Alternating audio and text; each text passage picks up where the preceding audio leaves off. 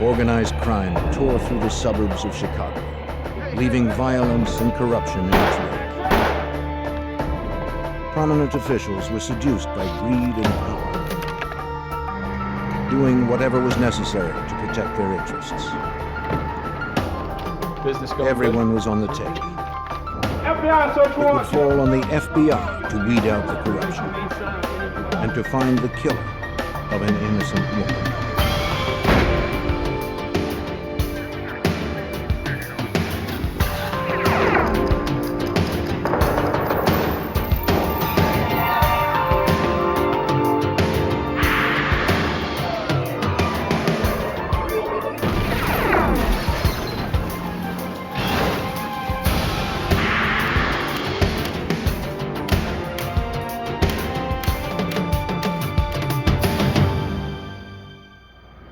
Willow Springs, Illinois seemed like any other quiet Midwestern community, but it was really one of the most corrupt places in the nation.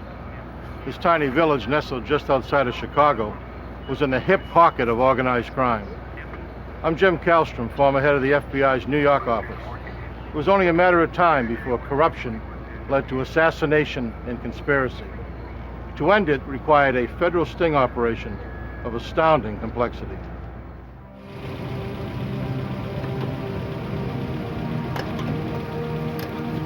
The bank of a sanitary canal in a remote industrial area became the site of a gruesome crime.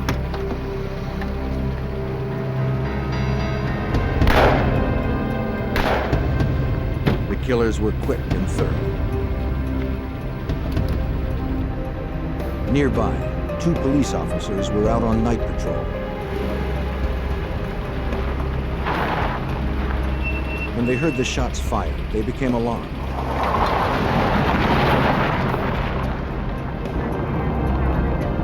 One of the officers drove towards the canal to investigate.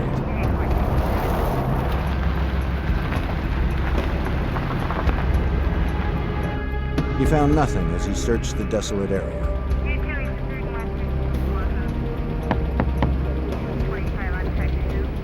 Hey, Chief. Also on the scene was Willow Springs, Illinois Police Chief Michael I heard Corbett. it earlier myself, and I've already checked the area, so He too saw nothing. I got it covered. See you later.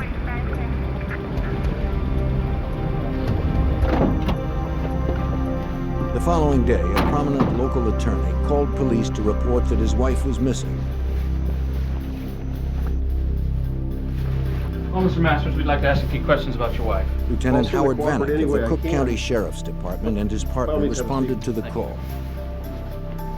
Attorney Alan Masters said that his wife Diane had been out the night before with colleagues and friends from a local college where she worked. After the meeting, some of the board members would go to a bar. Maybe. She never came home. There was no sign of her yellow Cadillac. meeting usually start? I believe it He starts said he made around calls 7 trying to o'clock. locate her It's usually until the same 2 in the one, morning, I honestly don't but know finally the gave name. up. You know where it's located? For the I officers, suppose the so. information offered little You insight. know, board member. Excuse me a minute.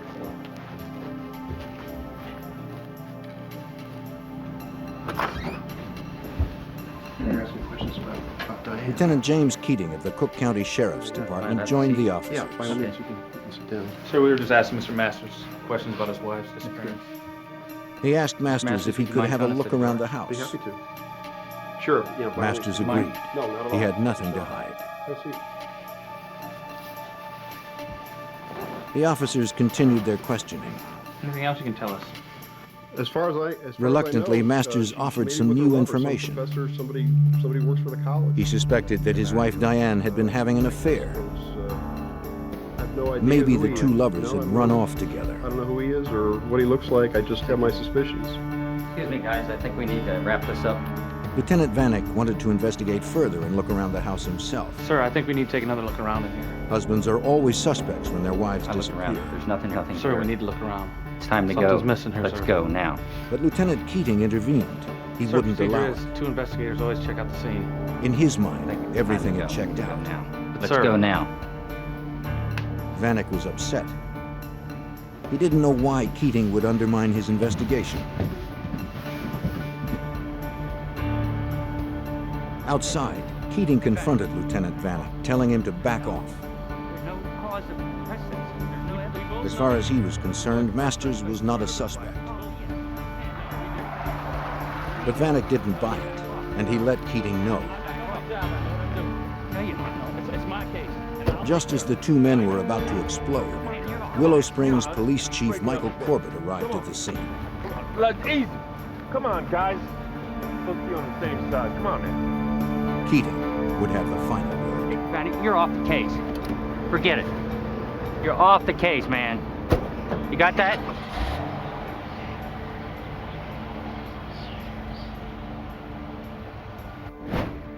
The question still remained, where was Diane Masters? Her disappearance grabbed the media's attention. And Diane, if you would, please come to She had been very active in the local community. Diane had worked hard to help open a shelter for battered women. She was also involved in local politics and sat on the board of the Moraine Valley Community also, we'd like to College. present Diane with this plaque to show She her did how not much we appear to thank have her any for all enemies. the hard work and her dedication in opening this crisis center, something that is needed desperately in this community. But investigators began uncovering other details. It was reported by Diane's friends that her husband was controlling and abusive, and that Diane was planning to file for divorce. Assistant U.S. Attorney Tom Scorza followed the case. We were pretty certain that what had happened here was that Diane and Alan had a regular marital dispute, sort of ordinary dispute, but that it had escalated into something much worse. Go ahead and send him in. Scorza's investigation soon revealed that Alan Masters was more than just a bad husband. Hey, Al, how you doing? It was rumored that Alan Masters had bribed local officials and police officers to secure favorable outcomes for his clients. How'd it go? Very well. Very well. Nothing to worry This about at corruption all. extended right to the top of law enforcement. Allegedly, Masters frequently enlisted the help of Chief Corbett. I don't hear about this anymore. It'll be worth every penny.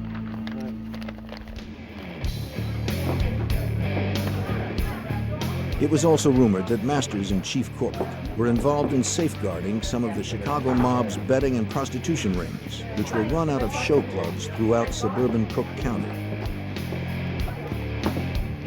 But investigators were focused only on Diane's disappearance. With no evidence and few leads, that investigation stalled.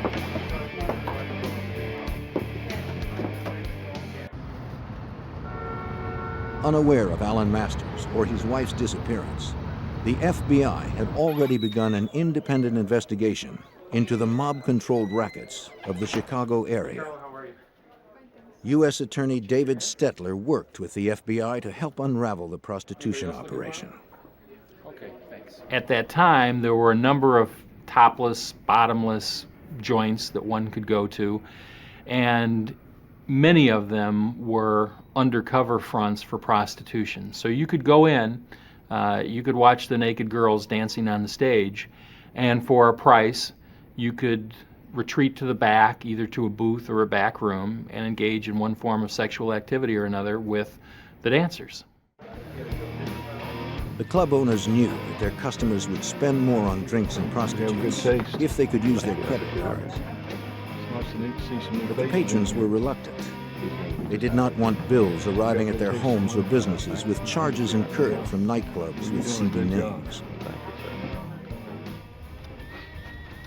The club owners found credit card transaction companies that were willing to process the charges using false but respectable business names.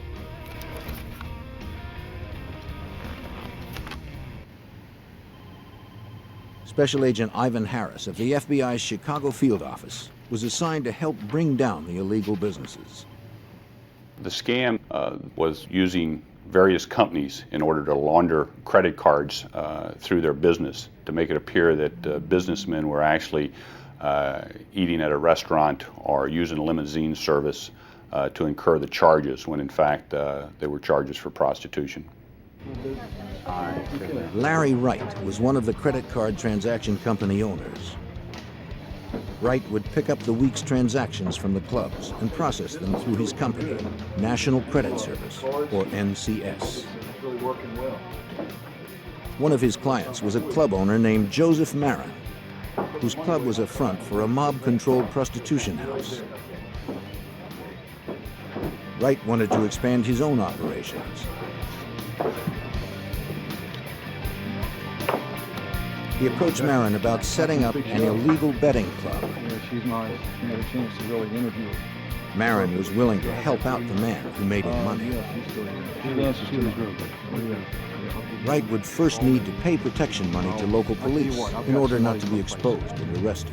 Okay, you feel pretty confident about this guy? Marin was the man who could arrange that protection.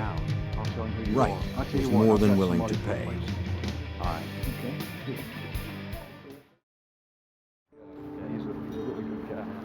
Marin arranged the meeting at the Willow Springs Police Department. Yeah, I trust him completely. It was to take place with Police Chief Michael Corbett. It was believed that Corbett had been handpicked by the Chicago mob boss to oversee and protect their interests in and around Willow Springs. The word on the street, of course, was that no one could do anything in Willow Springs without the permission of the Chief of Police, Mike Corbett. The message also was from virtually anyone you would talk to that he was so powerful, that he was so well connected, that nothing could ever be done about him.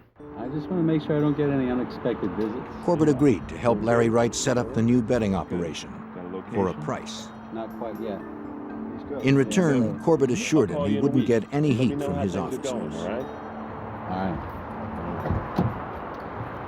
Larry Wright was well on his way. He returned to his office at National Credit Service, operated out of a nondescript office park location. Wright worked with 2 other staff members. Doing great. Larry, great. But these were not ordinary employees. NCS was not just a credit card transaction service for illegal activities. It was a front for the FBI. Larry Wright was actually undercover Special Agent Larry Damron. And he and the FBI were using NCS to work their way into the heart of the corruption in Willow Springs. While local investigators struggled to unravel the disappearance of a prominent attorney's wife, the FBI had set up an undercover operation in the town of Willow Springs, just outside of Chicago.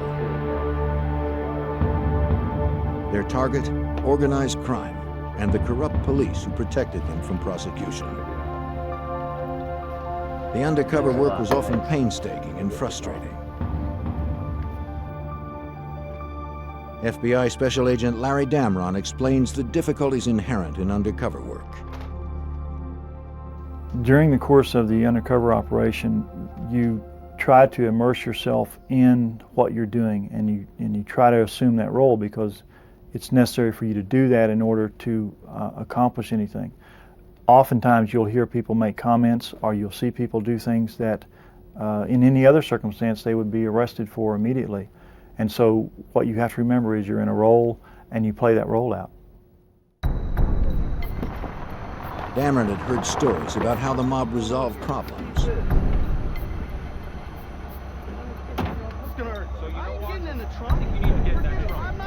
They were swift and violent, and their signature was unmistakable.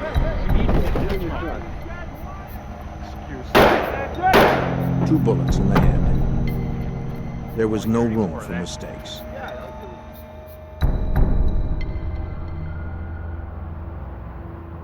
Victor Spilatro, a player in Chicago's organized crime, approached Damron at NCS. Though Victor himself wielded little power, his brothers held tremendous influence within the mob's hierarchy. Damron was starting to move into the center of the violent Chicago underworld.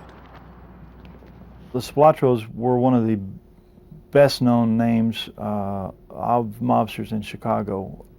The older brother, Tony, was the boss in Las Vegas. He represented the Chicago outfit for their interests in Las Vegas. Had been a prominent figure and had been widely mentioned in the paper as having been involved in murders and extortions and things like that. Agent Damron quickly developed a reputation as an effective businessman in laundering money for mob operations. Well, we got everything back here that you need. All right, you come on back. Sure everything's all right? Spilatro knew of NCS's activities with the local nightclubs. They were under his control. Really appreciate what you're doing. Good, everything's going good with the business? Yes, it's going great. Well, that's great. Good. He told Damron he would have to pay him a cut to stay in business. I'm glad you appreciate what we do for you. Okay, well that's really good. Damron had no objection. The level that we had there is we were paying protection to a fairly important aspect of the mob, the Spilatro family. And so that gave us a little bit of status, if you will, but we had absolutely no authority or anything like that in the mob. We were just workers, and our value was we made them money. Agent Damron traveled to a remote hotel where he met with FBI Special Agent Gordon Brooks, who oversaw the undercover operation. To ensure that Damron's real identity was not compromised, the two met infrequently to exchange information. Brooks vigilantly kept tabs on Damron. The investigation was as dangerous as it was complex. Not to worry about things. The agent cautiously moved forward. He wanted to continue expanding the FBI's undercover operations. He used every opportunity he could to sell the idea of opening more betting and prostitution houses throughout suburban Chicago. Even with a go-ahead from the Spilatros, Damron would still need permission and protection from the police. Future. He met with nightclub owner Joseph Marin to hash out the details of the new clubs and secure police protection. Larry, how you doing? But there was a problem. Look, I got some upsetting news. What's up? Their protector, Chief Corbett, had been removed by the Willow Springs City Council under suspicion of corruption. Marin knew another high-ranking law enforcement official who could provide the same protection as Corbett. Lieutenant James Keating, Cook County's Vice Squad Supervisor. Tell you what, he deals with me. U.S. Attorney Tom Scorza was not surprised by the development. Keating's reputation was well known. Okay, you feel pretty confident about this guy? Jim Keating was a lieutenant in the Cook County Sheriff's Police Department, but if anything, the rank understated his influence. He was a very well-connected officer in a very corrupt department. He had connections with people of higher rank who were also corrupt, and so he was a key figure. With Corbett out of the picture, the FBI shifted their focus to Keating. Damron met with him at a restaurant outside of Willow Springs. It allows me to really concentrate on my job. Keating said he'd have no problem helping Damron expand his operations. One thing we need to understand is if there's a situation that comes up. But any move Damron made would have to be approved by him. I make the decision when something goes down. He warned Damron to play it straight with him and his people. He told us that the one thing that he wouldn't tolerate was if someone double-crossed him. And he said if that happened, that they'd find us with our legs on one of the streets in the area and our head on another street in the area. As instructed by the FBI, Damron proposed another operation. A club that would be a front for prostitution. You want to hold on to this? He gave the lieutenant the first of many payments to ensure police protection. Looks like a bonus for the guys, huh? Before he left, Keating said he knew someone who might be able to help him. A lawyer named Alan Masters. Though he had no direct dealings with Alan Masters, Damron had heard the name mentioned by Chief Corbett. Well, I knew that Masters was a well-known attorney on the south side of Chicago, that he had a tremendous reputation for being able to get things done, particularly in the local court system, and the scuttlebutt was that he wasn't reluctant to pay bribes or to deal with people however he needed to. Damron continued his meetings with his case supervisor, Special Agent Gordon Brooks. Damron needed to know everything he could about Alan Masters and his relationship with Keating and Corbett. Now, you're in with Corbett. The FBI and U.S. attorneys quickly established a hierarchy within this ring of corruption. Okay, you're making your way up to Keating? Right. I want you to... Corbett was the king in Willow Springs, but anytime he had to do something that involved the broader Cook County, he needed to get the permission of Keating. And Keating always had to check with the ultimate fixer, Alan Masters, to make sure everything could be handled at the court level. Maybe get Masters interested. As the extent of Alan Masters' criminal activity became clearer, the FBI began looking closer at his possible role in his wife's disappearance. The two distinct cases were beginning to overlap, and Damron's objectives were broadening. Authorities call 3 counties still. He was a suspect in the disappearance of his wife. It was thought that if we could develop a relationship with him, there might be something there that would come to light and might be of some benefit to that investigation. Damron learned that Alan Masters allegedly made payoffs to several area judges in exchange for favorable decisions. Now, we need to have that hearing on the Sanderson case. It needs to go our way. Do we have an understanding of that, Judge? Agents speculated that Diane might have witnessed her husband's illegal activity and threatened to expose him. I think we can come to terms with that. Right this way, sir. Now trying to elicit information about Diane's disappearance, Damron continued his efforts to make inroads into the corruption around Willow Springs. He met with Keating several weeks later to follow up on his plan to open a show club. A good manager lined up. Again, Keating mentioned that his friend Alan Masters could help. Can take care of that. He's a real fixer. Damron took the opportunity to bring up Alan's wife. Keating said little, but then added an unusual comment. The same plan we had with the other one. Probably heard him. Seen him. We talked about Masters' wife turning up missing, and Keating said, well, she turned up missing like the day before the divorce was going to be filed. That was convenient, wasn't it? It was convenient. And chuckled about what a good circumstance that was. Damron was cautious not to probe too far, fearing that Keating might grow suspicious. You've known this fella for a long time? Yeah. You've known him for a while. I've worked with him before. Sure, he can do. As the meeting ended, Keating handed over Alan Masters' phone number, saying the lawyer was expecting his You call. won't be implicated. I just need to make it lined up. I'm going with the same. He proceeded to set up the meeting with Alan Masters. Hello?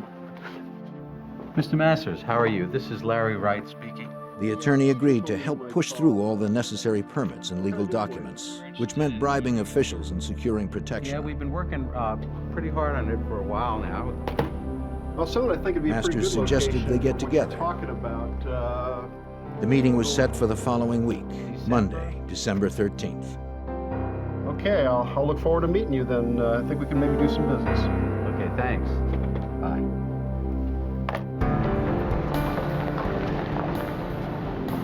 Before the meeting would take place, however, a police officer on routine patrol near the sanitary canal area in Willow Springs noticed something unusual. Tire tracks led directly into the canal. He immediately called for assistance.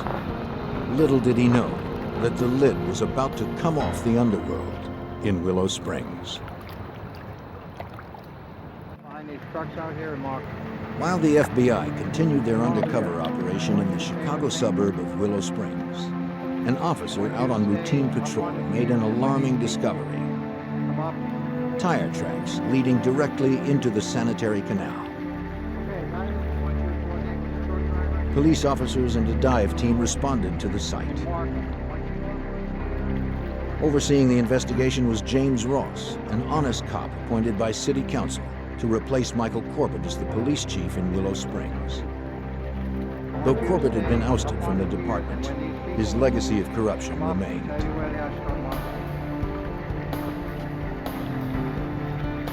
Below the surface, divers found a virtual underwater parking lot. 82 cars lined the bottom of the polluted canal. U.S. Attorney Tom Scorza believed he knew why the cars were there, and who could make a profit by allowing them to be dumped without a police investigation.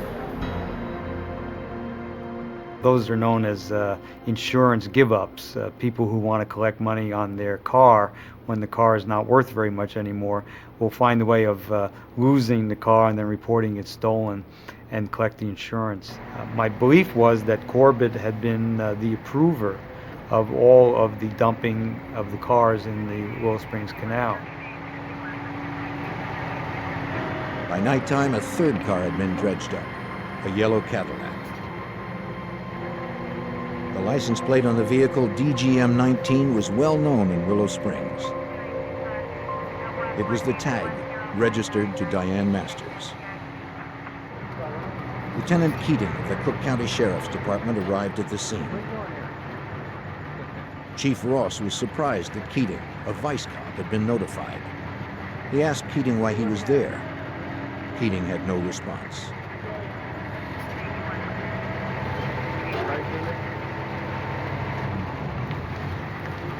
Officers continued examining the Cadillac. When they pried open the trunk, they discovered a decomposed body.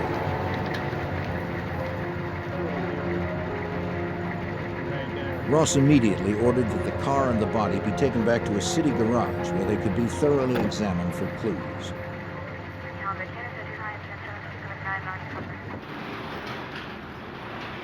The decision not to use the police garage was well reasoned. Chief Ross knew this case potentially had far-reaching implications, and he couldn't trust his own officers. The fewer people nosing around, the better.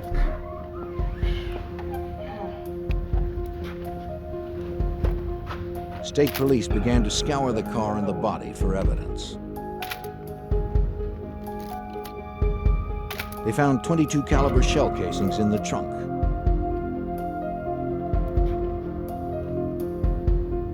The keys were still in the ignition.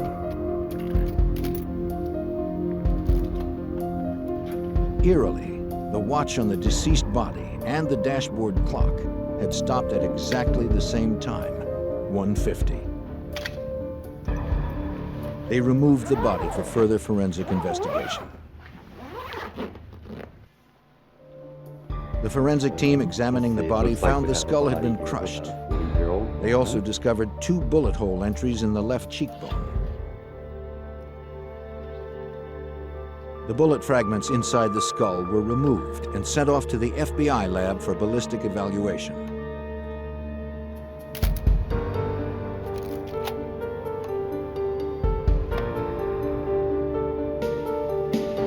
Dental records confirmed what everyone believed.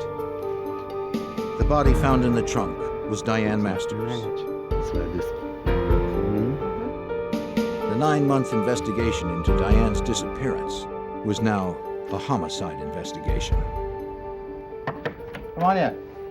Chief Ross called in Cook County Detective John Reed to work the homicide. He was to team up with the FBI, who was now taking over the murder investigation. Detective Reed was not to trust even his closest friends in the department. He was told that through the FBI undercover operation run out of NCS, law enforcement officers were being investigated for corruption. And some had ties to Alan Masters, who was now a firm suspect in Diane's murder.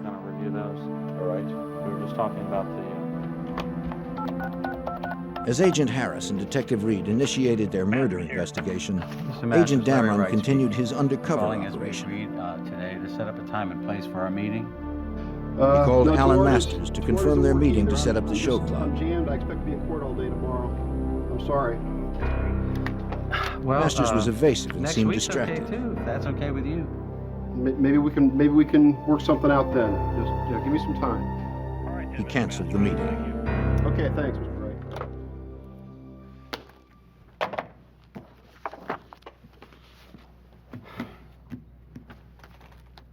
Damron immediately called Keating.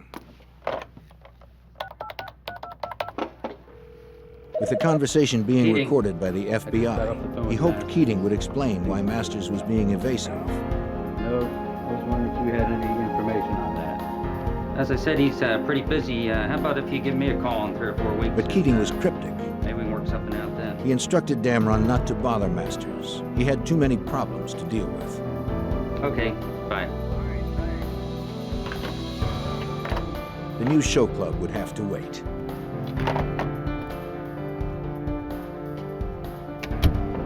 What do you got for me? Here are the transcripts. Damron met with Agent Brooks. Masters and Keating both appeared nervous since Diane's body had been discovered. But that was hardly enough evidence to prosecute either of them for murder. Perhaps Damron had overlooked something. He handed over his tape-recorded conversations with Keating. This is gonna nail him. We're gonna get him. Can you play that again, please? Over the next several months, the U.S. Attorney's Office, the Cook County Sheriff's Department, and the FBI began the process of merging the various investigations. All right. Well, the link between them was Alan Masters, Cook County Lieutenant James Keating, and former Willow Springs Police Chief Michael Corbett. If that's the case, if we can It would fall on prosecutors to begin constructing a case proving that the three men and all of their activities represented an ongoing, organized criminal enterprise. we can get the RICO prosecution happening. And what we had to do in order to prosecute Masters and Corbett and Keating for a collection of their activities, including the homicide, we had to show that they made up a criminal organization, a mini-mafia. Appreciate you meeting with us tonight, Mrs. Capstaff. Well, if you guys don't Detective Reed and Agent Harris's first step was to question Diane's friends who had been with her on the night she disappeared. Okay. You said that you followed her home that night. One of Diane's colleagues, Genevieve Capstaff, had actually followed Diane home that evening after a board meeting. And so I just wanted to see, so I followed her. Capstaff claimed everyone on the Moraine Community College Board who worked with Diane suspected that she was having an affair with an economics professor. She admitted that she wanted to see if the two were going to rendezvous. She followed Diane to her street. When Diane turned to go home, Capstaff continued on. Is there anything else that you can tell me? Further questioning revealed that all of the community college board members, including Diane, were given a $100,000 life insurance policy as part of their employment benefits. $100,000. Right. Yes, but that only covers. The policy specifically stated that proceeds would be paid if a board member died while traveling to and from board meetings. The policy was void when the board member entered their home. That's all, but... We appreciate your Alan Masters claimed Diane never arrived home that night. He was therefore eligible to collect the insurance money.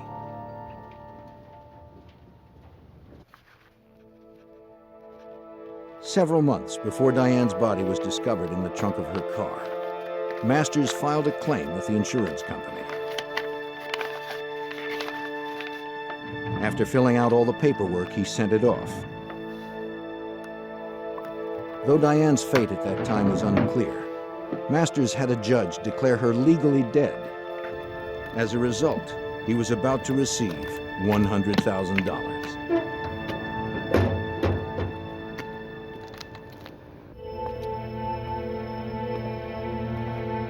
Alan Masters was fast becoming the FBI's prime suspect in the murder of his wife, Diane.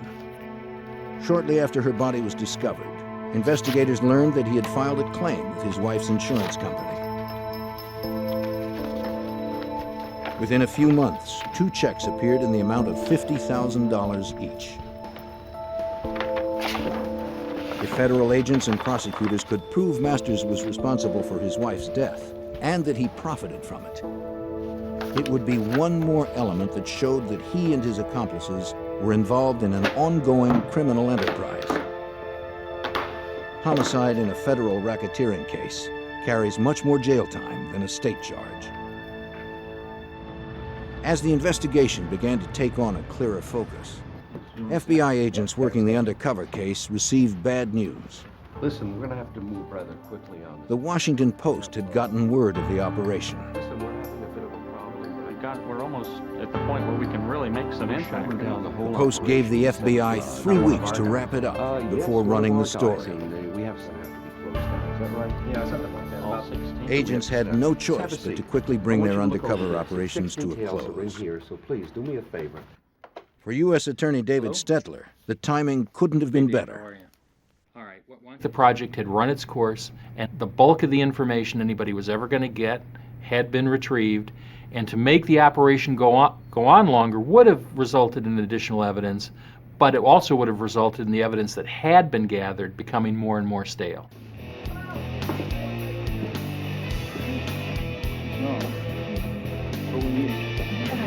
Agents had meticulously pieced together the web of corruption that extended to the nightclubs under mob control. Now it was time to shut them down.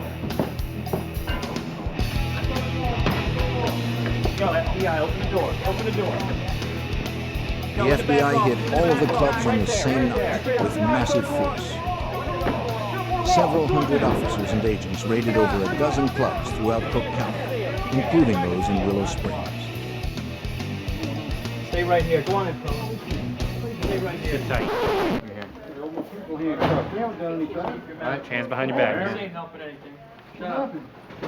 Inside the clubs, federal agents were able to collect volumes of incriminating evidence.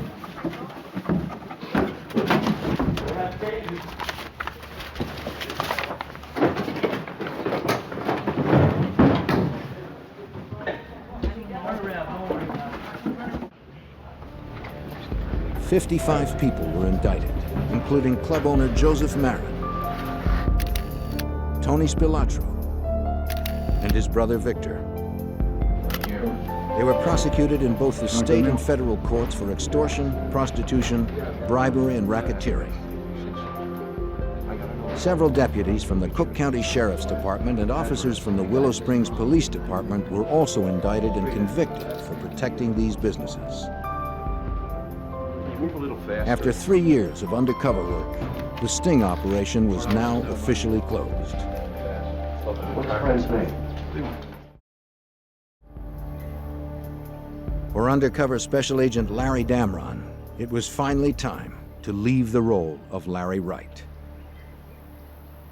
I would say the finish was elation and disappointment at the same time. Disappointment that there were so many opportunities out there to identify other criminal activity. We knew that that it was a good job, that we had gathered tremendous amounts of evidence, and that we had a real insight into some of the criminal activity that was taking place that we hadn't had before. Alan Masters. Local authorities, the FBI, and prosecutors could now focus exclusively on the Diane Masters murder investigation. She said he hit her. Oh, yeah. They continued questioning her friends and associates, including the man with whom she was allegedly having an affair. There were other things that happened. Economics professor Jim Koselniak. He confirmed that he and Diane had a relationship. He also claimed that Masters had abused Diane physically, mentally, and emotionally. She lived in fear of her husband. Diane had told him she planned to file for divorce. Koselniak also had reason to fear Alan Masters. One night, Koselniak and Diane had met for drinks at a local bar. He recalled that Diane called home to check on her daughter. Instead of getting the babysitter on the phone, Alan unexpectedly answered. Alan? He suspected she was with her lover. I didn't know you were He in was trouble. irate and began to I threaten was her. calling to check on Andra. He vowed to destroy her.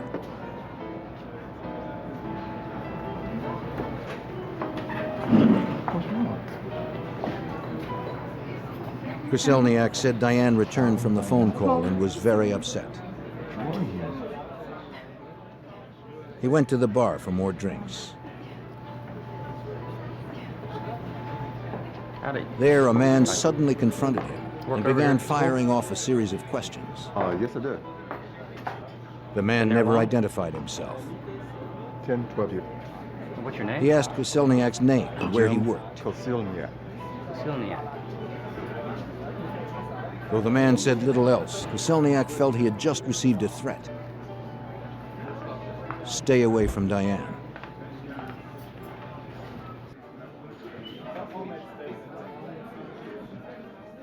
And Koselniak would later recognize the man as Lieutenant James Keating. restaurant. He said that on the night of Diane's disappearance, she had called him and warned him not to meet her for drinks. Again, different. So this was an unusual move on her part. They usually got together after her college board meetings. Something was up with Alan. What was the tone of voice?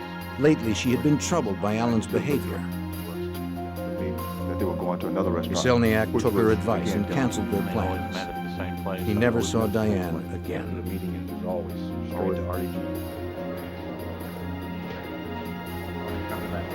As a matter of fact, they're on the way now. Agent Harris and Detective Reed continued to develop witnesses. Hey, glad you could come by. They discovered that Masters had hired a private investigator to keep tabs on Diane. That his wife Diane. We subsequently developed a cooperating individual named Ted Nakaza, who was a private investigator with Alan Masters. Masters had requested Ted Nakaza to place a bug on his home telephone number because he suspected his wife Diane was having an affair. I got a few tapes. Hey, what do you guys got for me? Nakaza told investigators the bug was successful in exposing Diane and Koselniak's affair. Good news. Ted Nikaza played back a telephone conversation, captured on tape, where Diane was talking in a highly sexual way with the boyfriend, Jim Koselniak. According to Nikaza, after playing the tape, Alan Masters declared his intention to kill Diane and to get Keating to make it look like an accident. Alan Masters wanted his wife murdered, and he had the resources to get away with it. You gotta stay cool. The FBI and local authorities continued to uncover evidence against Alan Masters and his associates that pointed towards a conspiracy to murder Alan's wife, Diane. Through a private investigator hired by Alan Masters, Diane's affair had been exposed. Wife was cheating. Alan's rage was out of control. Yes. But investigators had no hard evidence to charge him with murder. After an exhaustive 5-year investigation, that was about to change. He intended to have Diane killed. They uncovered a Cook County Sheriff's deputy who was willing to talk. Agent Harris. Deputy Jack Bachman had startling information. Keating brought me into his Bachman office. had been too afraid of the consequences of coming forward on his own. Did he say any more? He claimed that he had been approached to kill Diane. The offer had come through Lieutenant James Keating. Bachman had a series of conversations with Keating, and ultimately Keating asked Bachman if Bachman would be interested in the job of actually stalking and killing Diane Masters. Bachman said Keating offered him $25,000 to carry out the hit. And, Michael Corbett, the chief of police, had already agreed to dispose of the body. Bachman declined the offer. No, sir, I'm sorry. I can't get involved in anything like that. No, no, sir. Through Keating, Masters had clearly solicited a straighten murder. up this meeting we just had, and Well, no, but he did offer me $25,000. This was one of the final pieces Prosecutor Scorza needed to bring an indictment. He said he wanted to eliminate her. I said, what do you mean? What we were able to show is that when Alan Masters decided to kill his wife, he simply was able to turn to the two police officers that he'd already been working with on corrupt activities and criminal activities.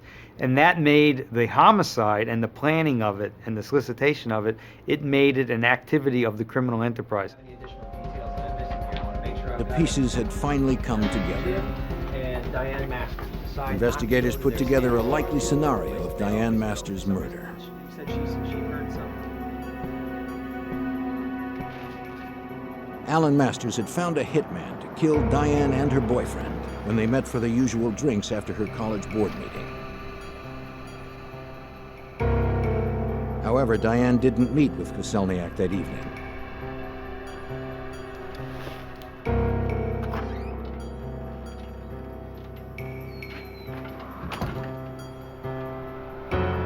You're home late tonight. Meeting ran late. Furious, Masters took matters into his own hands. Alan Masters was at home babysitting their young daughter. He was setting up his alibi by making long-distance calls all night to prove that he was home. He never expected his wife to walk in the door. She did. She began the process of getting undressed, and he hit her with a blunt instrument, 2 blows to the head. Masters then called Chief Corbett, who came with an unknown accomplice to dispose of the body. They dumped Diane's body in the trunk of her Cadillac. Corbett then drove away with the accomplice following him. Masters remained at home with his daughter.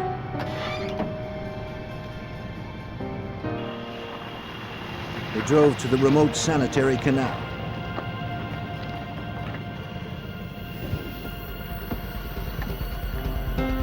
Diane's watch was reset to throw investigators off the trail should her body ever be found. They then fired 2 shots into her head. They wanted it to look like a mob hit.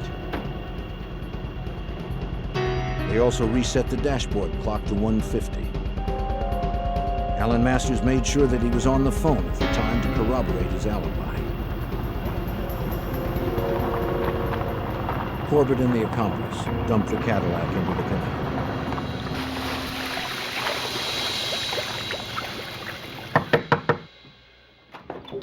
In June of 1988, 6 years after Diane's murder, investigators brought charges against the 3 conspirators. Former Police Chief Michael Corbett was the first arrested on federal charges of racketeering, bribery, and conspiracy to solicit and cover up the murder of Diane Masters.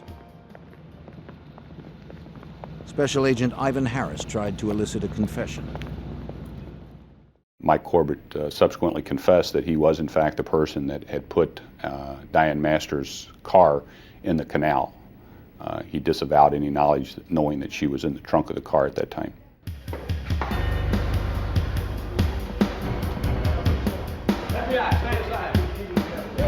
Cook County Lieutenant James Keating was arrested next on the same federal charges. He too denied involvement in Diane's murder.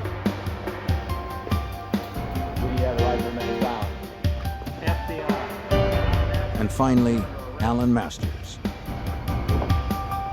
In addition to racketeering and bribery, the indictment against Alan Masters charged that he planned, solicited, and aided and abetted the murder of his wife. If you wish one.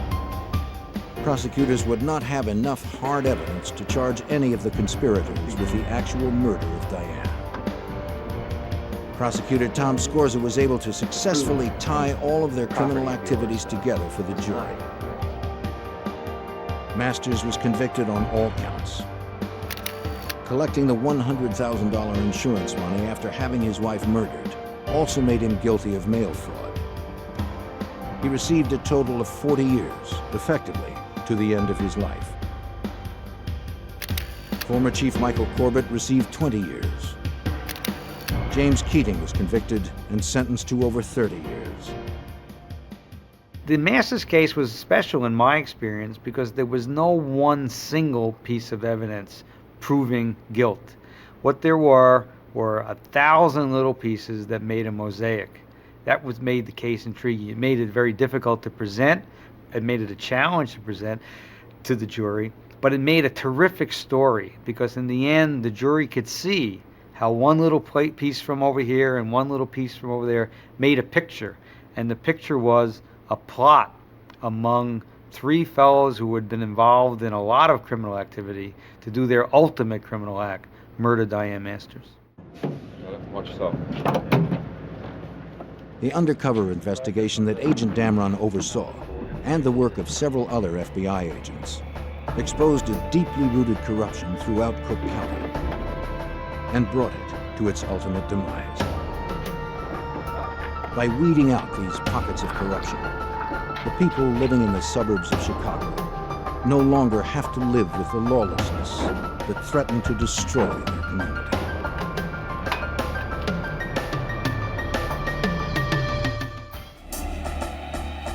In the 1990s, the disguised serial bank robber terrorizes the Chicago area. Expert with weapons, aware of police procedure, and fearless, he hits hard and disappears fast. Police and the FBI realize the only way to stop him is to catch him in the act. But his desperate violence proves impossible to predict.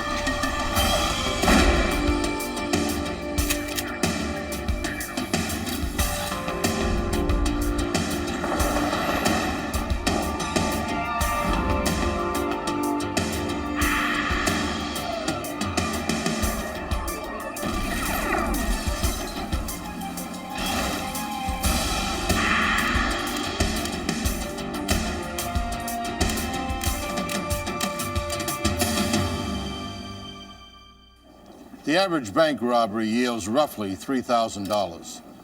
Yet some criminals risk everything for the take. In suburban Chicago, a disguised gunman began a series of robberies, growing more violent with each one. I'm Jim Kallstrom, former head of the FBI's New York office. Tracking the robber's movements, agents discovered he wasn't alone and would do anything to avoid capture.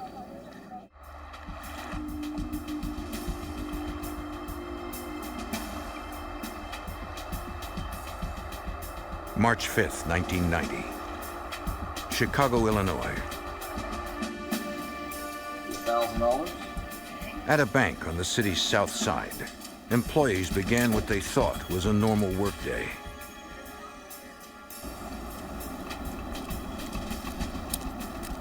The neighborhood was quiet until 10 a.m.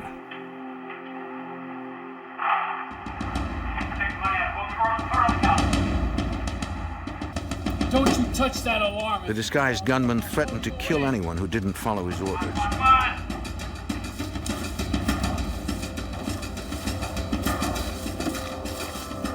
The tellers knew not to interfere.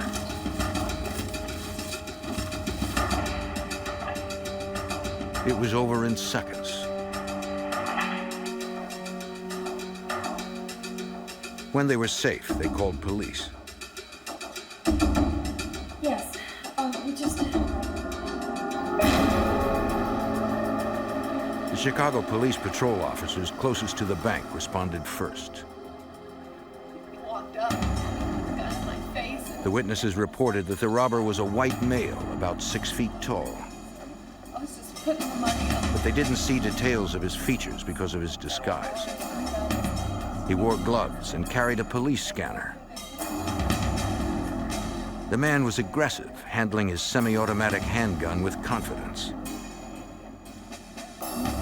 He left no fingerprints, and security cameras revealed no other immediate clues.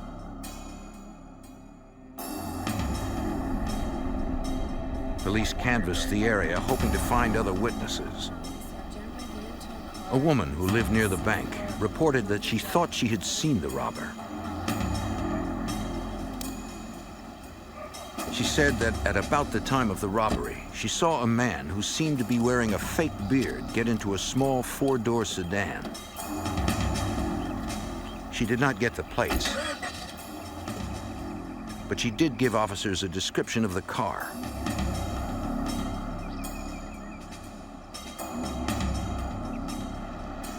Checking every similar car in the area, they soon found one they believed was the robber's getaway vehicle, abandoned a few blocks from the bank.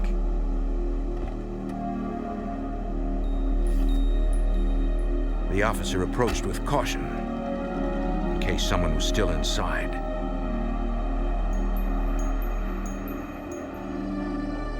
But it was empty, except for a paper towel covering the broken ignition. A records check revealed the car had been stolen from a mall parking lot 4 days earlier. Later processing produced no leads to the robber. Bank robbery is a federal offense, so police contacted the Chicago FBI. Hi, this is Keith. Supervisory Senior Resident Agent Bill Keefe had handled dozens of bank robbery calls. At that time, we were extremely busy with bank robberies. We had 2 on one day. We were running sometimes as many as 3 robberies a week. Most were committed by amateurs who went in without a plan and were caught quickly. And as I said, shoemakers already over here. But when the bank robbery squad reviewed the reports on the South Side robbery, they noted how clean the assault was, obviously well planned. They believed it was not the bearded assailant's first robbery and would not be his last. 2 months later, the robber with the fake beard hit a bank in the suburb of Libertyville. Give me another drawer. Not satisfied with cash drawers this time, he ordered a teller to open the vault. Don't you try anything. Come on, let's go. He said his police scanner would let him know if anyone hit the silent alarm. From the vault.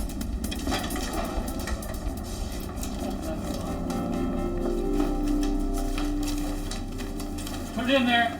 Come on.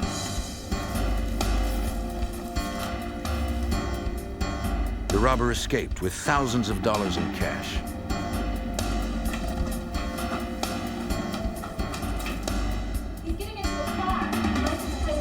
But this time, a teller got the license plate number from his getaway car.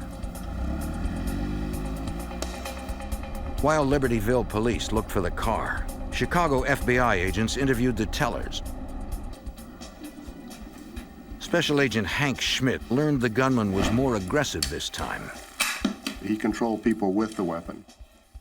He would intimidate them by putting the gun up towards their face.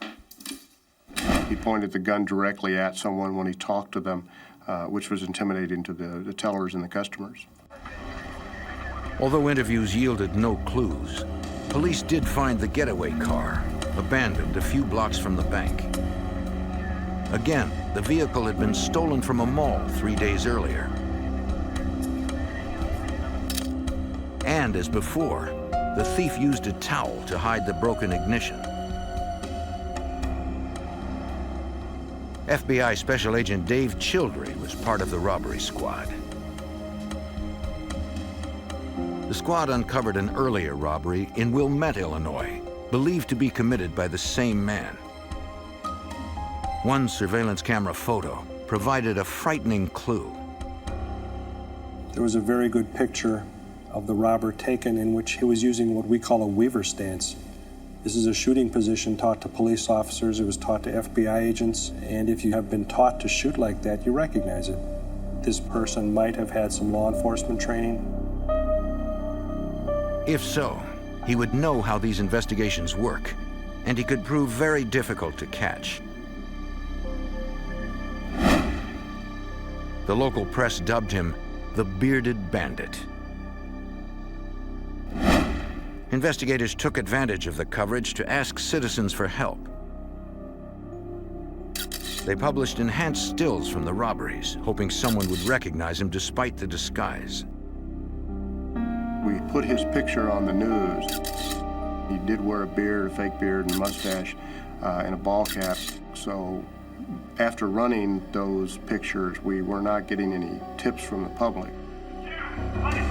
In November 1990, the elusive bandit hit a bank in Wheeling, Illinois. A teller hit the alarm before he was told not to.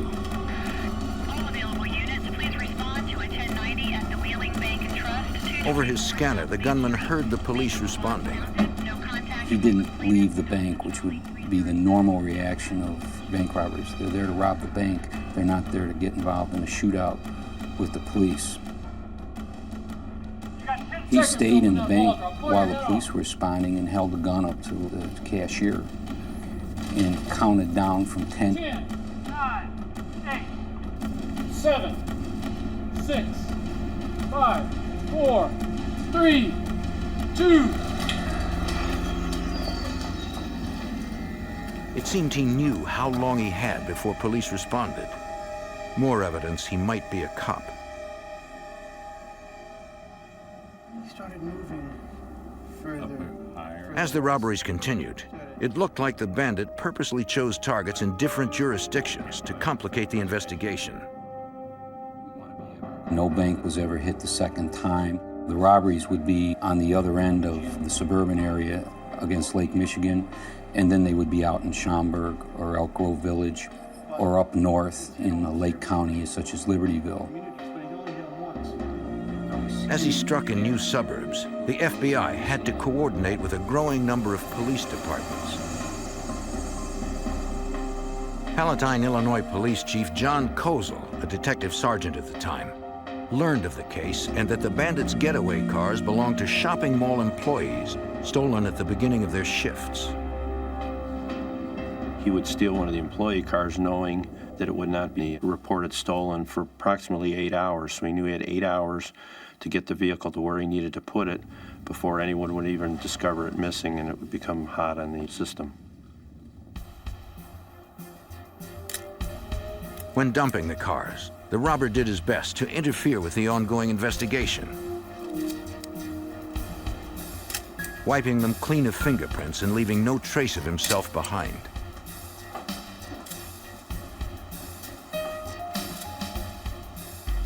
It was very apparent that he was aware of evidence-gathering techniques, of police methods. In the end, agents found nothing of evidentiary value in any of the cars. Since the cars didn't help identify the bandit, investigators followed every conceivable lead that might. They visited theatrical shops around the city, hoping a salesperson might recognize the man with the fake beard as a customer. Again, nothing.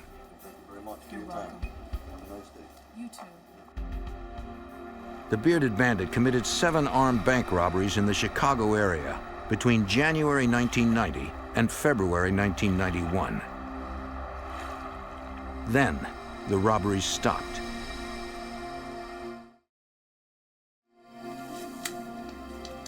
We went over what we had done to that point in time, looked for things we might have missed. Maybe he'd been incarcerated somewhere. Maybe he'd moved out of state. Maybe he was dead. We just didn't know. The bandit's trail stayed cold for 9 months. On November 4th, 1991, Palatine police officer Kevin Maher was working the day shift.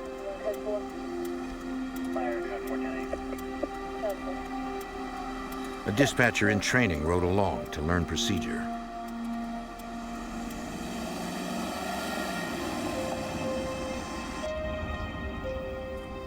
I was heading southbound on Quinton Road when I saw a vehicle heading northbound, and I looked in my side view mirror and I thought what I saw was an expired tag.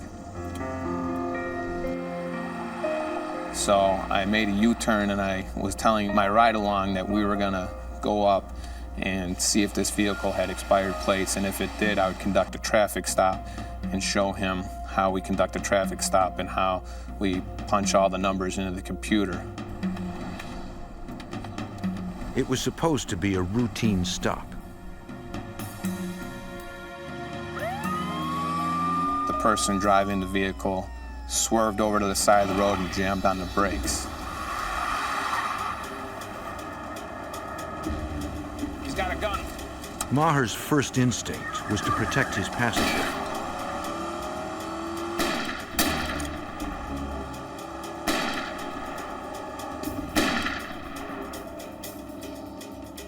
The bearded bandit was back. In November 1991, a routine Chicago area traffic stop erupted in violence when a man shot Palatine police officer Kevin Maher. I was in a state of shock because it was broad daylight, it was 11 o'clock, and it was a quiet residential street, and it was a basic ambush. And after he fired the first round came through the windshield and struck me in the shoulder, and glass from the windshield struck me in the left ear.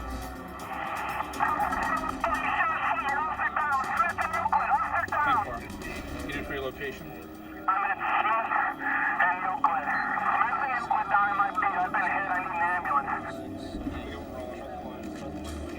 Units officer down. The officer down call went out on the Illinois State Police Emergency Radio Network. 8144, Shoppers who run with their K9. From more than a dozen surrounding suburbs, police and emergency personnel rushed to the scene.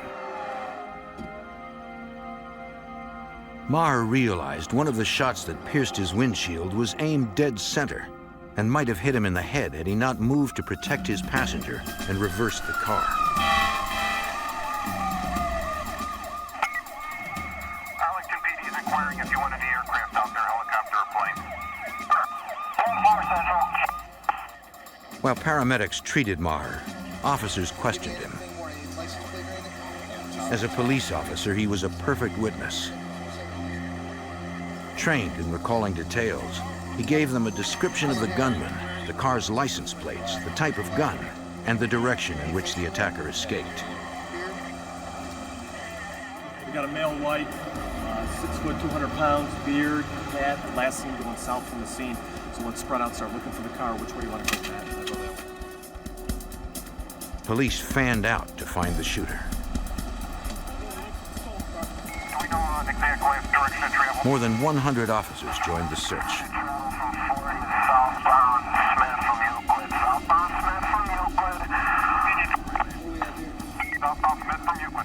You guys check it out. 684485. 3 blocks from the location of the attack, police found the shooter's vehicle.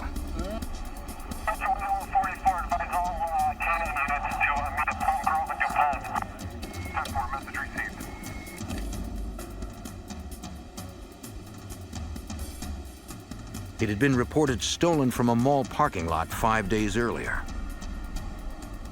Palatine Police Chief John Kozel realized the grave danger.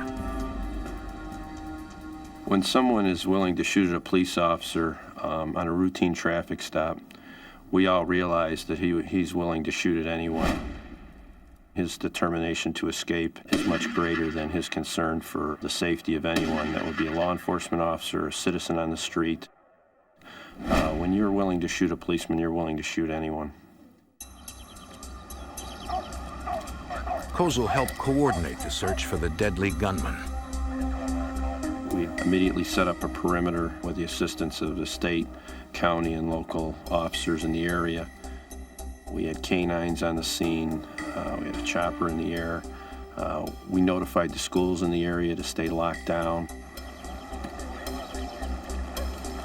Evidence technicians began to process the car. The ignition was broken, the damage covered by a paper towel. They looked for fingerprints that might help them identify the perpetrator, but found none.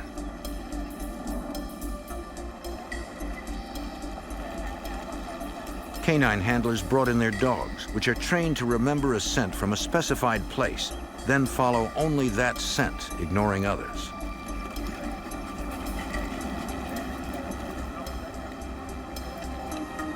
But the trail ended not far from the vehicle.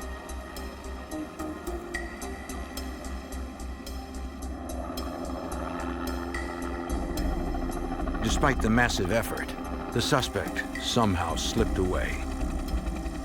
Over Eastburn, we're releasing all units other than Cook County, Rolling Meadows, Arlington Heights units, and state units that are securing the perimeter.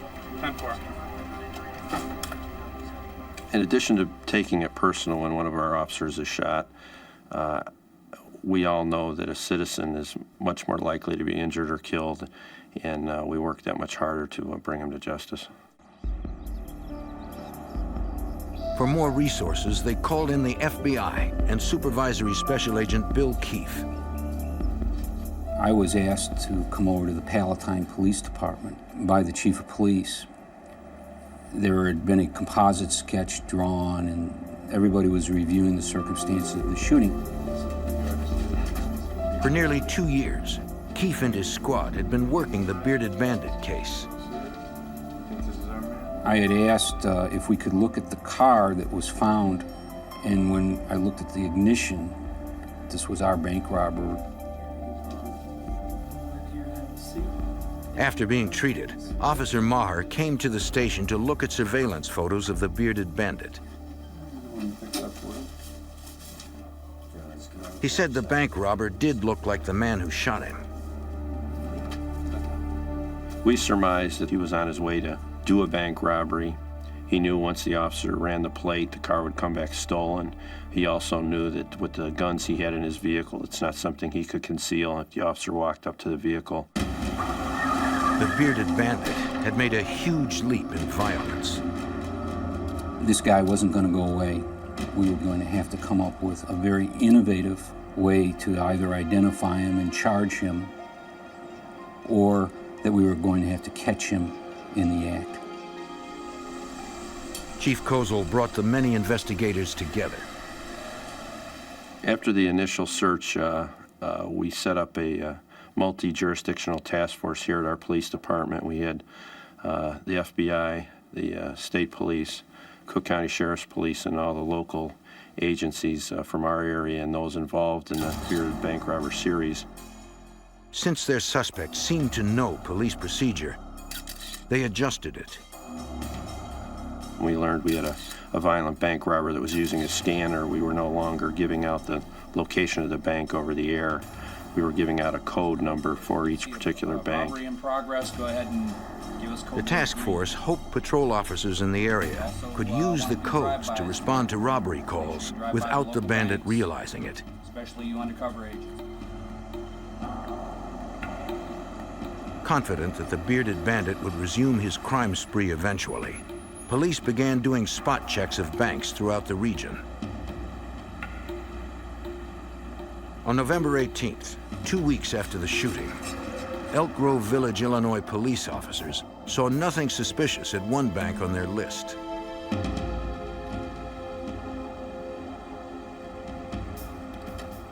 But later that morning, a woman leaving a nearby business did.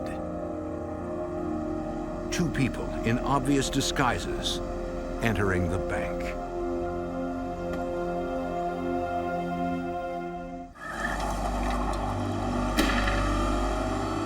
After a police shooting in the Chicago area that was linked to the bearded bandit, the gunman reappeared in Elk Grove Village, Illinois, this time with an accomplice.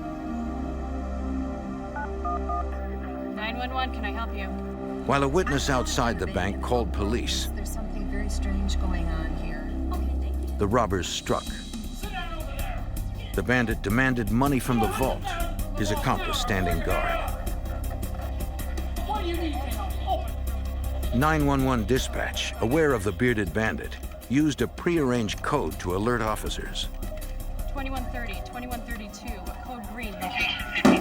Without revealing information over the police scanner. They also alerted the FBI. Special Agent Hank Schmidt realized the new danger. The big concern is that the robber, in some cases, discharges the weapon when he's using it to gesture at the employees. So the potential for violence is always there. The numbers obviously increase if we have two people that are armed. In the bank, the manager explained they could not get into the time delay vault. Okay, ma'am, can you hold The dispatcher instructed the witness outside to leave in case there was gunplay. Move it! With the money from the cash drawers, the robbers fled. Unaware the police had been called, the teller hit the alarm.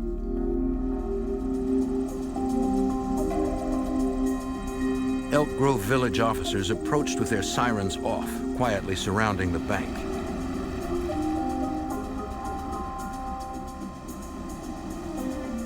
If the robbers were still inside and heard police, they might take hostages. Officers were in even more danger, according to Palatine Chief John Kozel. For the first time, we had two bearded individuals rob a bank. That, of course, increased our sense of urgency even more. Now we had two armed gunmen to deal with when law enforcement arrives at these banks. 2600, can you call the bank, find out if... Through the dispatcher, police talked with bank employees. The manager said the robbers had left. The officers had to be sure. The robbers could be holding a gun on the manager, forcing her to lie. Okay, we're gonna need to have somebody from the bank step out. The dispatcher asked them to send one employee outside to talk to police. Tell me who that is gonna be. She's about The manager gave them the description of the woman chosen to go. She's a brown necklace. Female subject 25. Dolphin Village. 2600, have the official come out. Okay, I see her coming out. Hi, are you aware there was a bank alarm here? Yes. Is there anybody hurt inside? The employee assured them the assailants were gone and no one was injured inside. All right, guys, the bank is clear. Go on inside. The officers moved in to clear the bank for certain. One of the witnesses told us that she believed that the second person, a smaller person, was possibly a woman disguised as a man. After the Elk Grove Village robbery, police recovered 2 cars with the bandit's signature ignition covering. It was more evidence of his criminal sophistication. To cleanse himself after leaving the bank, he would drop the one off a block from the bank that he had just gotten into, that all the witnesses had seen him leave the bank in, and he would go a few blocks away and get into the other vehicle that he had left there previous, and then since cleanse himself from that first hot vehicle. All of the cars were similar, according to Special Agent Dave Childry. We were able to kind of key in the cars by the type, the make, the size, the non-visibility of them. They were just everyday cars. He was stealing them, then letting them sit for several days before using them as getaway cars. The task force asked to be notified of similar cars stolen from area shopping malls. We were successful in getting information on cars of that type that were stolen in the northwest suburbs and in the city of Chicago. We would put that information out on a weekly basis. Agent Scott Backen from the FBI and Sergeant Steve Peterson from Chicago PD actually went to every roll call of approximately 50 to 60 law enforcement agencies and spoke to the individual officers on the need to find these cars. Those personal visits mean a lot more than just putting something out on a teletype. Somewhere in the metro area, they hoped to find a getaway car after the bandit stole it, but before he used it in a robbery. Weeks later, Officer Tom Polinsky was checking an apartment building parking lot in Niles, Illinois, when he spotted a stolen car on their list.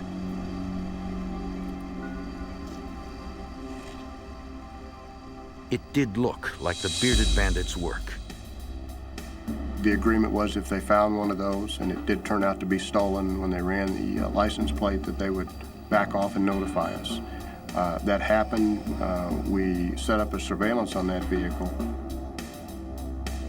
FBI agents and Niles police officers and detectives watched from an empty apartment overlooking the stolen car 24 hours a day.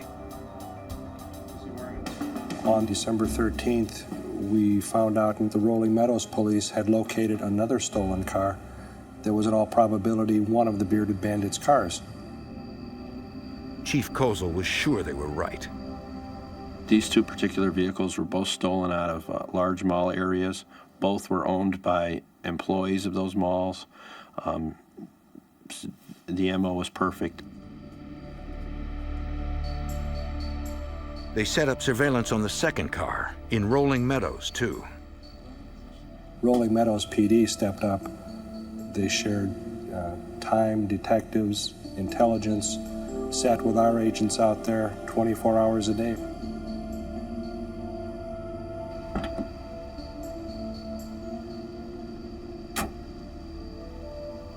To further ensure the bandit did not slip away, the FBI wanted to install tracking devices in the vehicles. But they couldn't do so in the parking lots.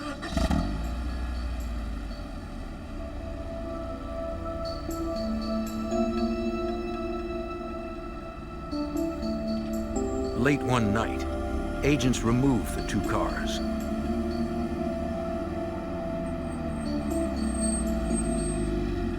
And replaced them with lookalikes for a few hours. It was a risky move. The thief could return at any time and spot the agents, or the decoy cars. At the FBI garage, technicians installed the remote tracking devices in each vehicle They also equipped the cars with remote kill switches that would allow agents to shut down the engines from a distance. They put the cars back and waited. Days passed. There was a nagging doubt in all of our minds that maybe we had been discovered, that perhaps he had seen one of us or a police officer going in and out of this apartment they were using to watch the car in Niles, that he had seen somebody near the car in Rolling Meadows, and that he was just going to back off these cars and never come back. We weren't sure. We just didn't know, but we were committed to watching these cars until something told us otherwise. After a week, the vigil paid off. A van pulled up, and a man approached one of the cars. This was, in my mind, a do-or-die effort. This is going to be our only shot. If we miss this, he's going to know we're onto him. They hoped they could peacefully end the bandits' crime spree. But no one had forgotten the last time the gunman was cornered.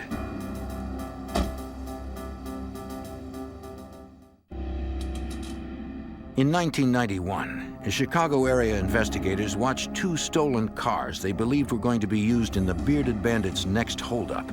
A man entered one of the cars.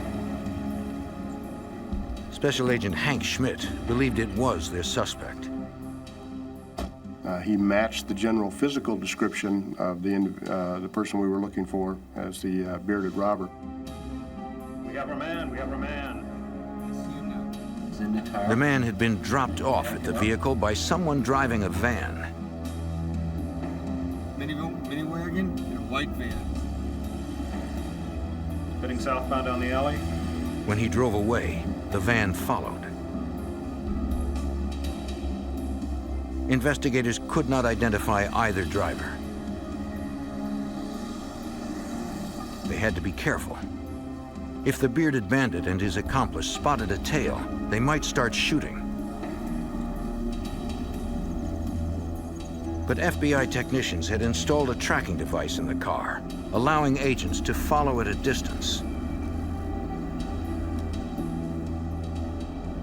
The suspect parked the stolen car near a suburban bank. Mini wagon is parked. The man is behind him. Hearing the news, Supervisory Special Agent Bill Keefe believed they finally found their target.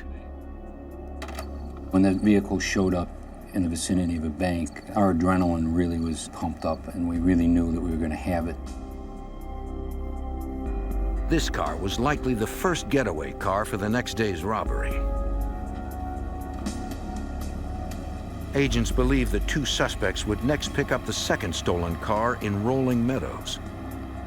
Standing down.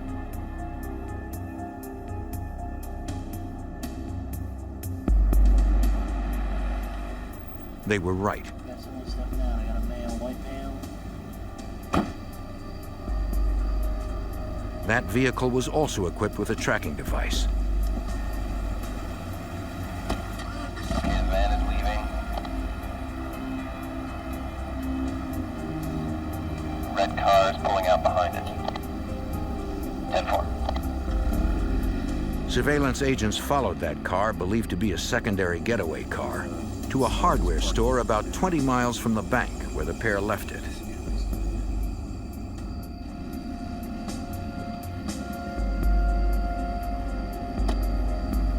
Okay, looks like he's getting back into the van. All right, they're pulling out. Unit 2, go ahead and follow.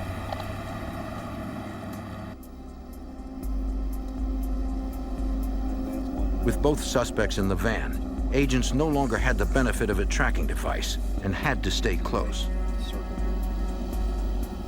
They followed the van into Hanover Park, Illinois, and watched as it pulled up to a townhouse.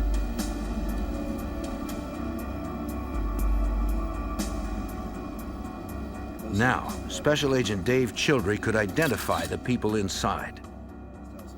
We had a license plate and two vague descriptions of people, a man and a woman. Normal record checks on that license plate would tell us that that van belonged to Jeffrey and Jill Erickson. The FBI and police worked through the night to learn more. We had done a lot of research, calling police departments, trying to see who these people were. We were looking for a previous arrest record, which we didn't find. During this process, we had received some information that Jeffrey Erickson had been a police officer. In 1986, Jeffrey Erickson worked as a patrol officer in a Chicago suburb. He distinguished himself as a skilled marksman, but he was uninterested in the everyday requirements of the job: traffic stops, paperwork. He was about to be fired when he resigned. Records also showed that Jeffrey Erickson opened a used bookstore in early 1991, during the time the bearded bandit was on hiatus. It appeared he and his wife Jill, a university chemistry student, led a double life, using bank robbery money to build a middle-class existence. He might not have seemed threatening on the surface, but Special Agent Schmidt knew he was. Because he's a trained individual, he knows how we're going to react. He can plan ahead for that, and if he's trained with a weapon, he's going to be more professional in the way he handles that weapon, and he's going to be a bigger threat to us. Investigators considered waiting until the Ericksons approached a bank the next day, but decided not to risk a shootout near employees and customers. We had enough that we did not have to get him in the vicinity of a bank. The safest approach would be when he came to the car, the stolen car, we would arrest him. While surveillance units watched the suspect's home, a SWAT team set up near the car in the hardware store parking lot. Police Chief John Kozel. The SWAT team set up on the vehicles were very well aware of his background and knew that he may shoot first, and they were taking that into account. By the morning, they were ready for the Ericksons to make their move.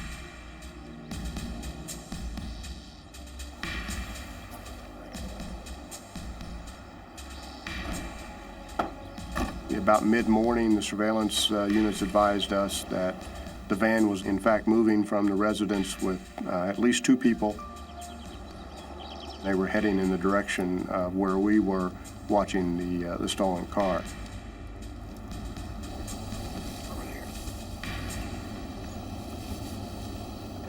The surveillance team advised us that Mr. Erickson had got out of the vehicle in an adjoining parking lot. He's walking away. Okay, yeah, the driver's in the van still. He's walking west. The FBI had installed a kill switch in the stolen car, which they could use to turn off the engine from a distance.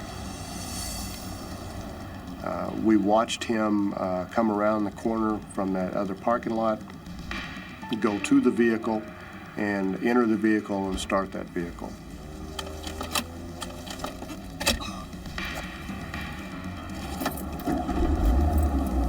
Kill it.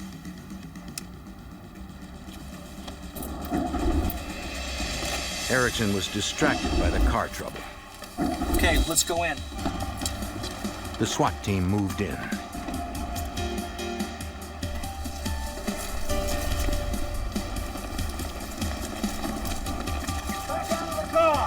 Out of the car! Put your hands where I can see. Get back out of that bag!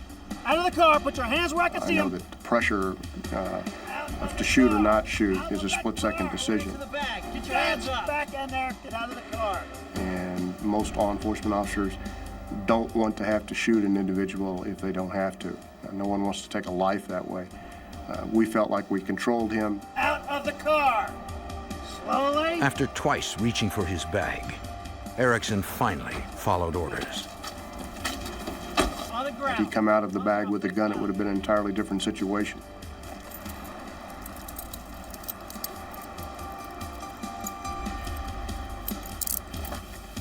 I I asked him as we were transporting him after the arrest to the federal lockup, you being a former police officer, you would know that a gesture like that could get you shot.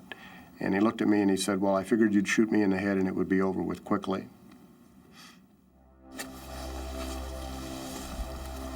In the car, agents searched Erickson's bag and found the bearded bandit's tools: loaded guns, a police scanner, gloves, a beard and a wig. His bank robbery kit in that bag, it was very helpful to the case. Without that information or that evidence, we just arrested a car thief.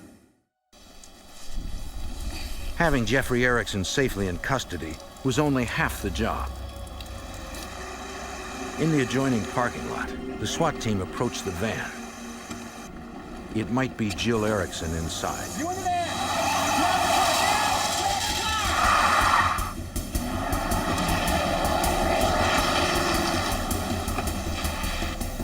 Agents scrambled to follow.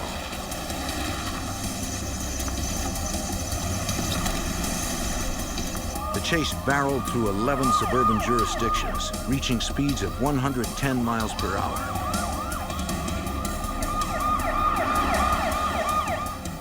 A roadblock didn't work.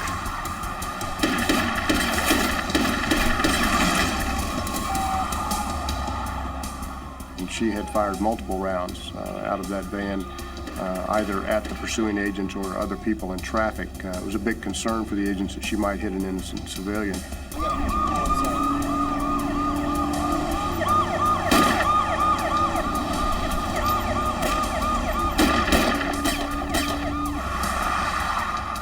Agents shot out the rear tires of the van.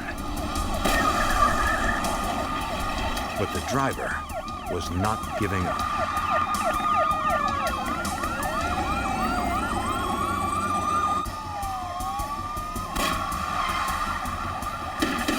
In 1991, a suspected bank robber led police and FBI agents on a dangerous chase through the Chicago suburbs.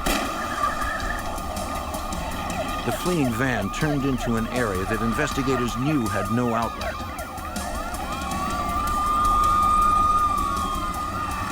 They blocked the road.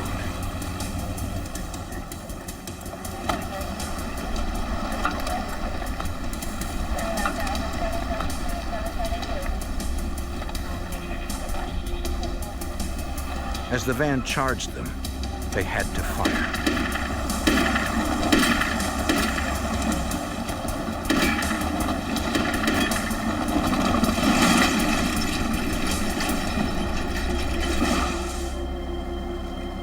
They saw movement inside. Then, an FBI agent cautiously approached.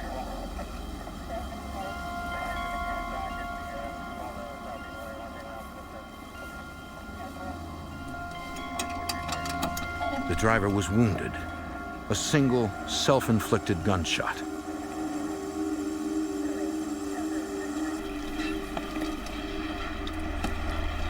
It was Jill Erickson. Later that night, in the hospital, she died. Special Agent Hank Schmidt. We believed it may have been a pact that they had both come up with, that they would not be arrested. She that day carried out her part of the pact, and that day he decided, for whatever reason, he didn't. Inside the van were spent cartridge casings, blood, fibers, other ammunition, other weapons. There was a rifle with several hundred rounds of ammunition. That whole neighborhood became an evidentiary nightmare. There were bullets that Jill had fired, stuck in the side of houses, in cars, on the street. The FBI obtained a federal search warrant for the Ericksons' home.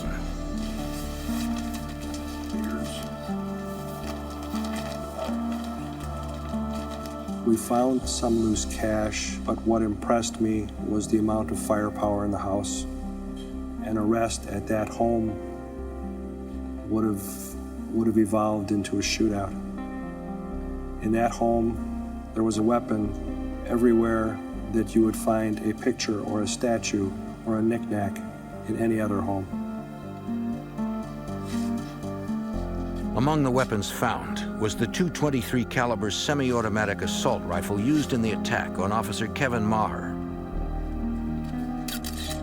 Chief John Kozel realized a shootout would have been deadly to both sides. The weapons in his home were as good as any law enforcement has as far as firepower goes.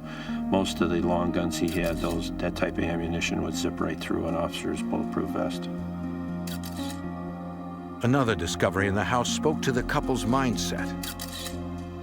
One of the things that we found quite ironic was the television was on and the VCR was on, and there was a Bonnie and Clyde tape in the VCR, and it was queued up to the point where the Bonnie and Clyde are being shot to death in the movie, and it was obvious that that was something they watched before they went out and did their bank robberies. Turn your head to the right. Though one robber was dead and one in custody, the violence was not yet over. Jeffrey Erickson's trial began on July 13, 1992. The evidence compiled against him was strong. In all conversations with the U.S. Attorney's Office, the trial was going very well. They were very upbeat about it, and the evidence was, in their mind, going to be enough to convict him. But then, after court adjourned on July 20th, 1992, two deputy U.S. Marshals loaded Erickson and several jail inmates onto an elevator.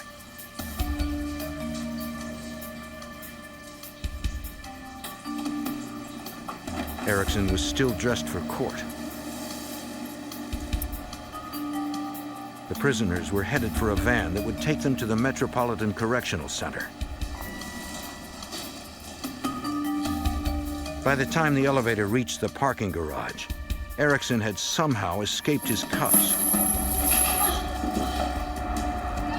Erickson shot U.S. Marshal Bill Frakes in the back and head, killing him.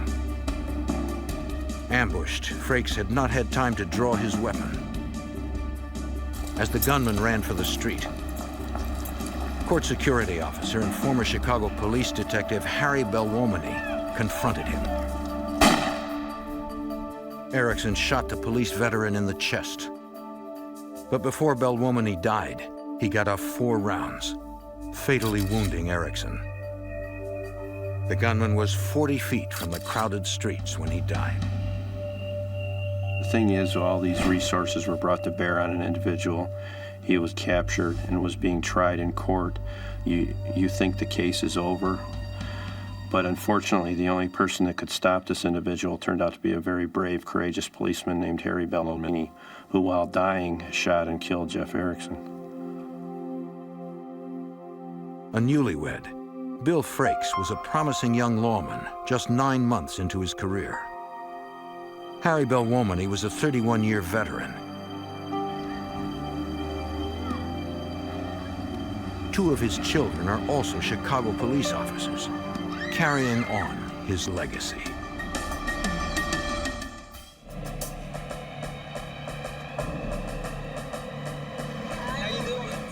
A young man vanishes without a trace. Concern turns to terror when the ransom calls begin. Police and the FBI battle a brutal drug cartel, uncovering a deadly crime ring that will do anything to get what they want.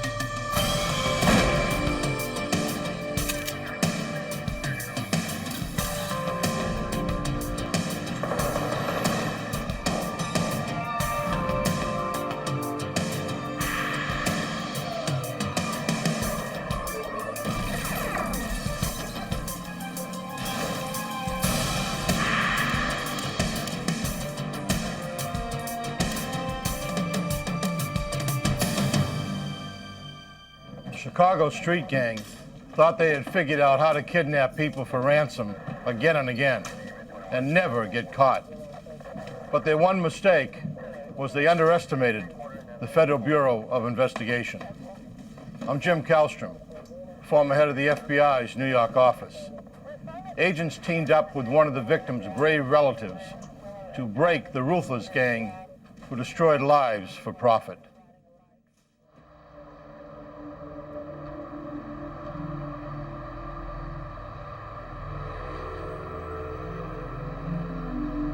June 27th, 1996, Milwaukee, Wisconsin. 90 miles north of Chicago on the western shore of Lake Michigan.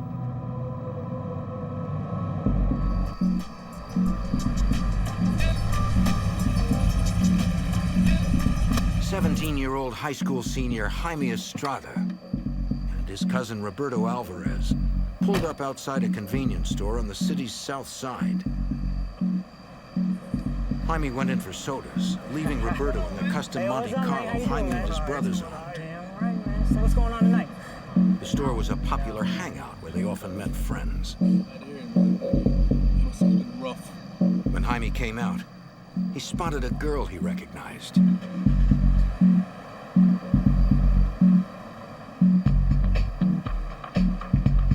Jaime had been wanting to get to know the girl more and went to talk with her.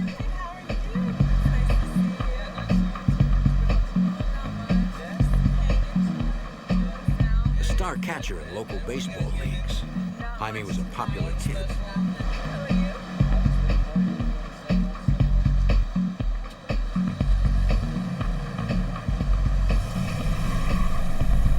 As Roberto was talking with a friend, he noticed the van pull away. He figured Jaime had left with the girl and would probably be right back.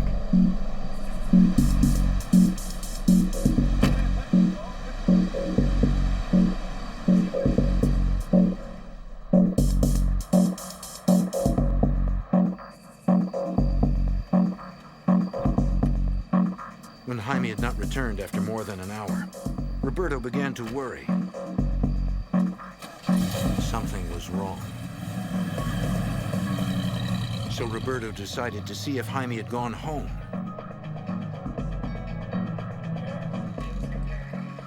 He told Jaime's brother, Paulo, what had happened and found he had not come home.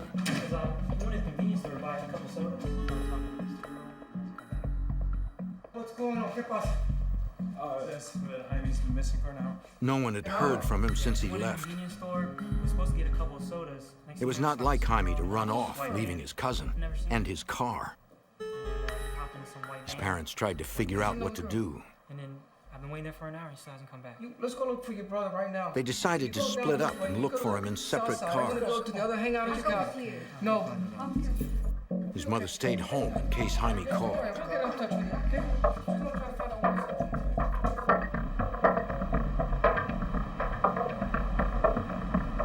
The family searched the area for hours.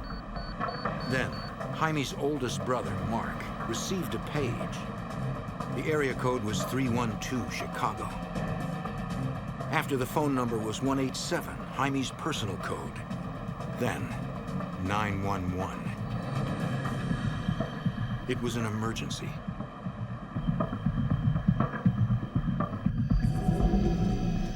Mark stopped at the first phone booth he saw.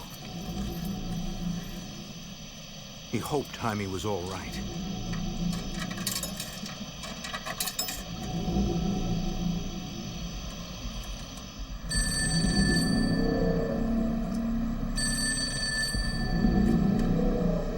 A man answered, a voice he did not recognize. He said they had kidnapped Jaime and wanted $70,000 for his return. What is this? The man said they were serious and warned that if the family did not follow instructions, they would cut off Jaime's ears, skin him, and send body parts in the mail. And if anyone went to the police, they would kill Jaime and the entire Estrada family.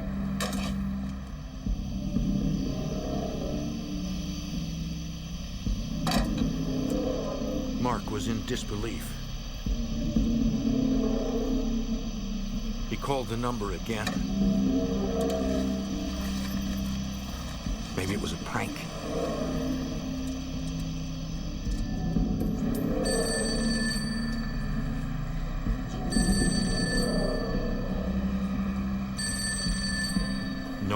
answered.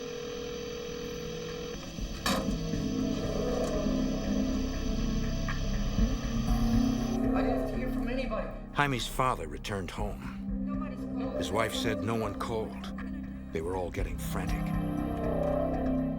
When Mark came back, he told them about the call, the kidnapping, the threats. Mr. Estrada wanted to call the police immediately, but Mark told them the kidnappers would torture Jaime. They'd kill him. We should do this. We can't go to the Gotta police. call They police. said if we go to the police, that they're gonna cut off his ears, they're gonna skin him, and they're gonna mail it to us. The family did not know what to do.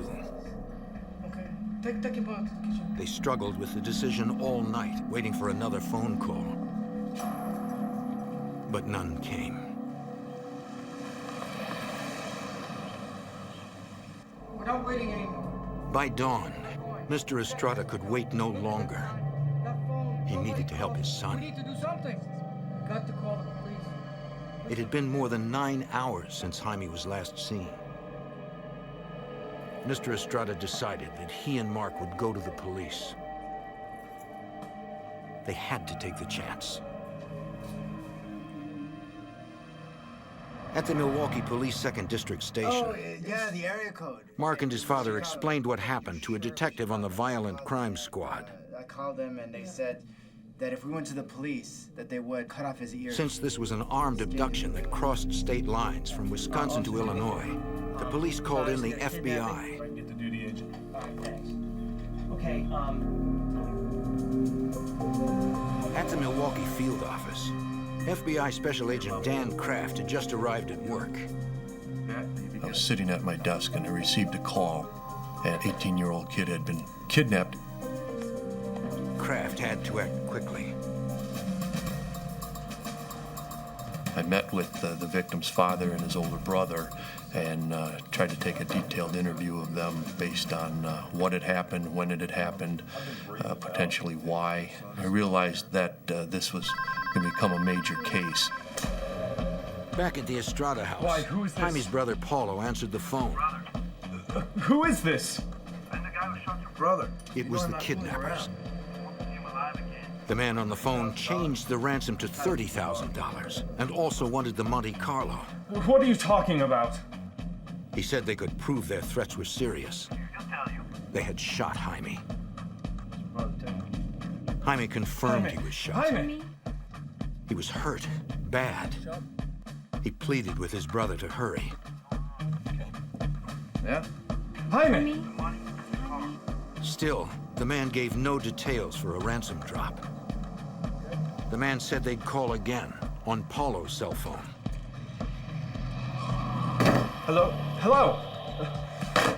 They shot Jaime. They shot him? They want $30,000. Paulo told the others the terrifying news.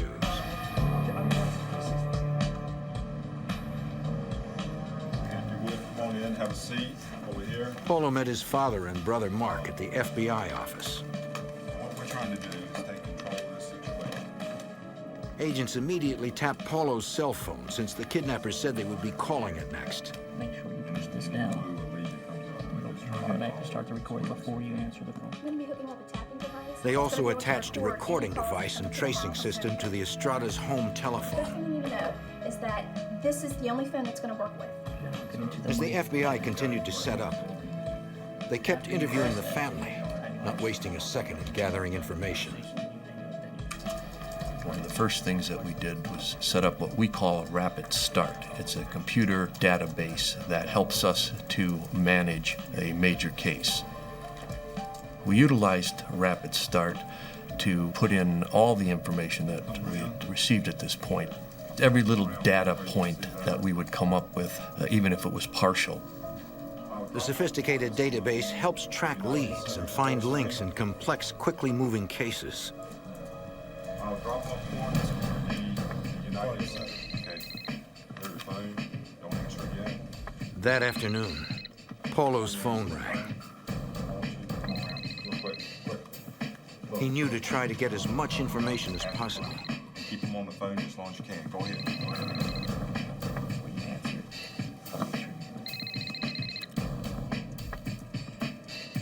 Hello. The caller asked if Paulo had the ransom. The money.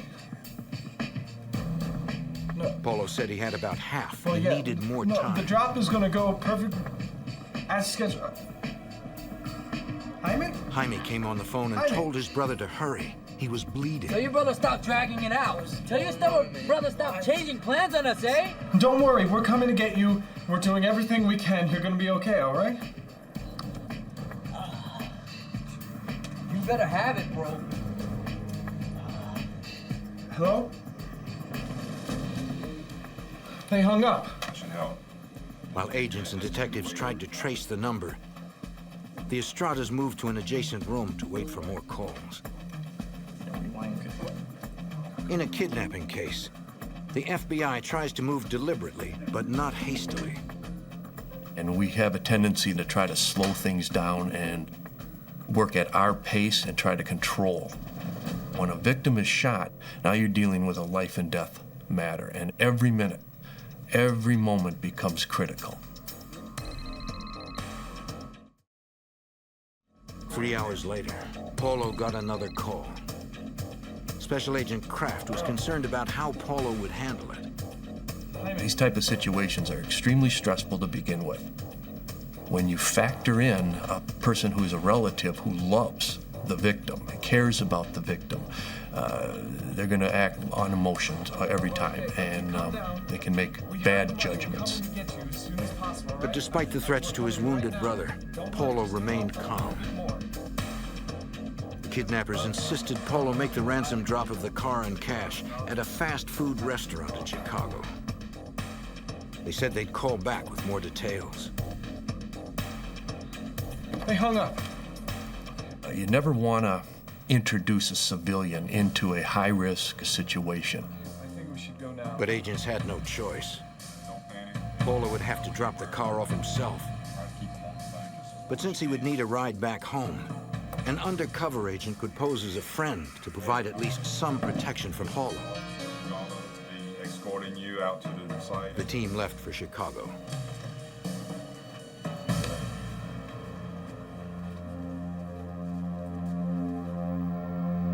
Milwaukee agents called in their counterparts at the Chicago FBI field office. Special Agent Kevin Cassidy would take the lead in that city. Immediately after that notification from Milwaukee, when we knew the agents were coming, we started to organize our squad. And we knew that this was going to be a fast-moving case where we needed to be able to quickly mobilize our resources. The drive from Milwaukee would take an hour and a half. That gave Chicago agents time to prepare. Violent Crime Squad Supervisory Special Agent Ron Hosko set up a command post at a local sports arena. We gathered a number of folks up on the west side of the city by the United Center in a parking lot and briefed everybody on what we understood was the situation with the kidnapping demands. Everybody's going to be on. The United Center is centrally located, which gave agents greater flexibility for quickly getting almost anywhere in the city. The perimeters, let us know spots that we can set up our team, all right? As Polo and Special Agent Kraft traveled to the meeting place, Kraft used the time to prepare Polo for how to handle the next call from the kidnappers. I would coach him and practice with him. I would act as a kidnapper and fire things at him, and I could see how he would react, and I could, make suggestions to him. Well, you don't want to do that, or you want to stay away from certain areas, or draw them out more by asking specific questions. Polo and Kraft finally arrived at the staging area. Surveillance agents had already checked the fast food restaurant, the site of the ransom drop. The place was far from a controlled environment. And our concerns were that there was a lot of traffic, foot traffic, pedestrian traffic, not only into the fast food shop, but in the area. And with the threats that we'd already received, we had concerns about our ability to prevent any kind of violent act with respect to the public who might be in that area at the wrong time. But Polo and the agents were ready. They had the money and the car. Yeah. And one other thing, don't get out of your vehicle. The SUV is in position. All right. Paulo got another call. Agents had him try to change the drop site to one that would be safer for everyone. But it was important he did not appear adamant. The longer we, in effect, negotiate through the victim's brother, the more suspicious the subjects become that there's some law enforcement involvement. Ultimately, the discussions between the victim's brother and the kidnappers resulted in their agreeing to have this exchange at a department store parking lot that was a few miles away from the original location. The kidnappers ordered Paulo to leave the money in the Monte Carlo with the doors unlocked and the keys in the ignition. Once they had the ransom and were safely away, they would allow Jaime to call Paulo to tell him where he was. Agents left right away to set up at the parking lot. It was an ideal location for protecting the public, but not Paulo. Agents would need to be hidden at a distance around the perimeter.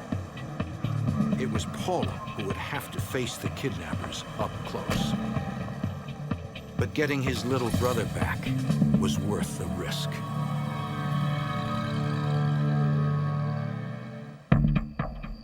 In 1996, Chicago agents and detectives were trying to rescue kidnapping victim Jaime Estrada. But the kidnappers would not bring their victim to the site of the ransom drop, according to FBI Special Agent Dan Kraft. What we generally will try to do is have an exchange, an even exchange, the victim and the money for an even exchange. In this particular case, the kidnappers would not do that. It was not negotiable. It was not something I was very comfortable with, but sometimes you have to bend a little bit to get your ultimate goal. The kidnappers ordered Jaime's brother Paulo to leave $30,000 in the Estrada brothers' custom Monte Carlo in a deserted parking lot.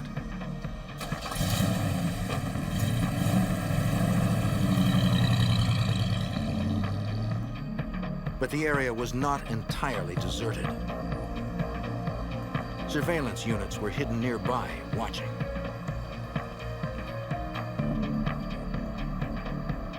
Nearly 27 hours had passed since Jaime was abducted. Almost a full day since he was shot. Since Jaime needed medical attention, agents could not afford the time it might take to follow subjects or risk losing them. So they decided to arrest the kidnappers when the ransom drop was made. Unfortunately, the size of the location chosen by the kidnappers would make the arrest difficult to pull off. FBI Special Agent Ron Hosko. This was a big, fairly expansive parking lot that was empty. Our vehicles were, from a starting point, on the outside of that lot, trying to maintain a discreet surveillance. So they had a fair amount of open ground that they had to cross to get in there. Agents planned to counter this problem by attempting to keep the kidnappers off balance.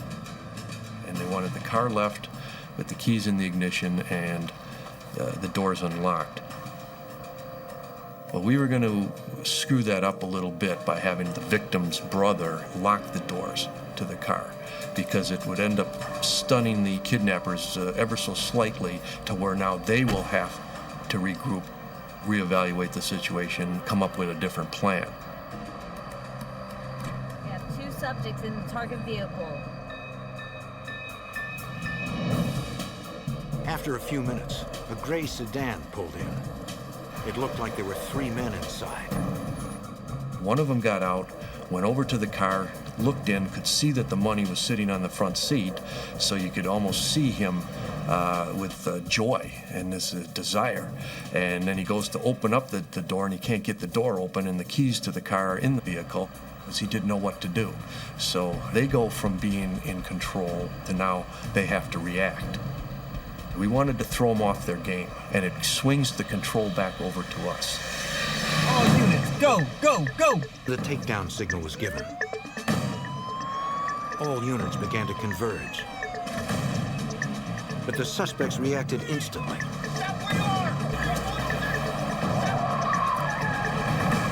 they immediately accelerated away from us before the other surveillance units had an opportunity to close the net on them. Someone in the car pointed a gun at an agent, then threw something out of the window.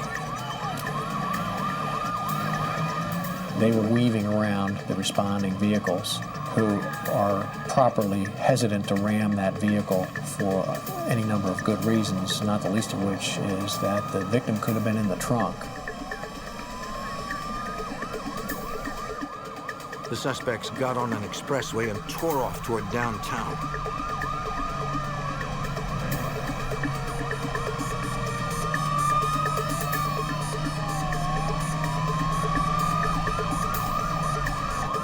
Despite the late hour, there was still civilian traffic in danger. We reached speeds of 120 miles an hour, and the kidnappers were in this stolen vehicle, and they were trying to cause an accident by going from one shoulder across 4 or 5 lanes of traffic all the way over to another shoulder, cutting cars off. All right, Cherokee, come on up the wrong side of them. We're going to take them down.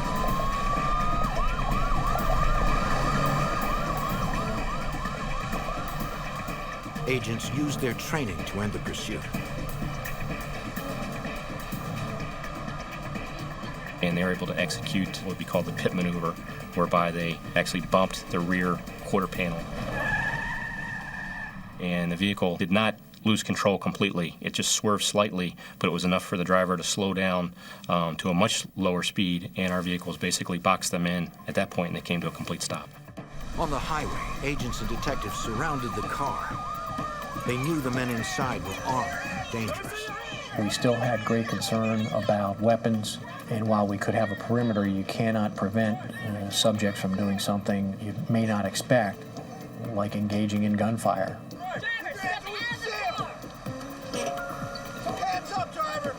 We removed all of the occupants of the car. We ended up finding 3 subjects in the car. They all claimed to know nothing about Jaime Estrada and wouldn't even give agents their names.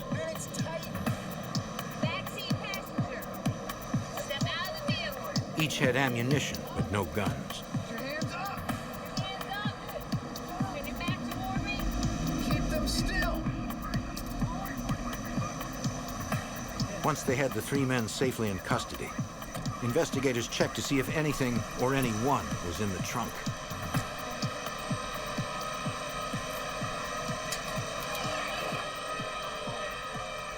It was empty. Jaime was not with them.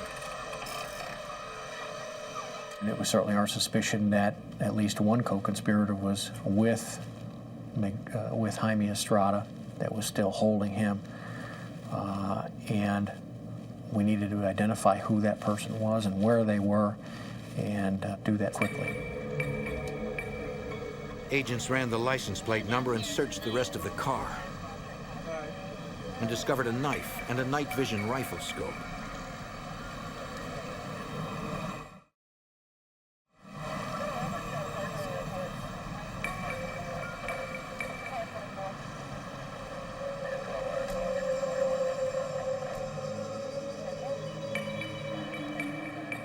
They also found several pagers, a cell phone, and a piece of cardboard with Paulo's cell phone number written on it.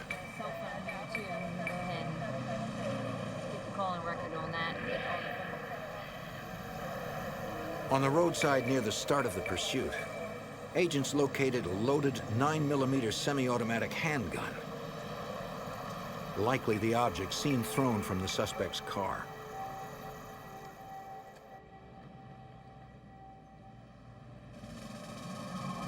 At the Chicago field office, agents tried to interview each of the suspects individually. There's a gang after us, man. I didn't see no. They refused to cooperate. When was the last time you saw a gang with lights and siren? We stopped eventually. During the interviews, the suspect's pagers went off multiple times. Someone was desperately trying to get in touch with them. Take a look at that number. You know whose number this is. The men swore they did not recognize the numbers. Oh, yeah, sure it is. What are you trying to hide? Look at these numbers. The investigators were sure it was the rest of the group trying to find out what happened. So they tried tracing that number. but it was an unpublished number, and the phone company would not give us the address. We pleaded with the phone company and promised them that we would give them a subpoena, but it's logistically impossible on a Friday night at 11 o'clock to try to get a judge to sign a court order. What do I have to do to give you these numbers? It had been a full day since the teenager was shot. Agents were frustrated that while Jaime was probably dying, a subpoena stood in their way.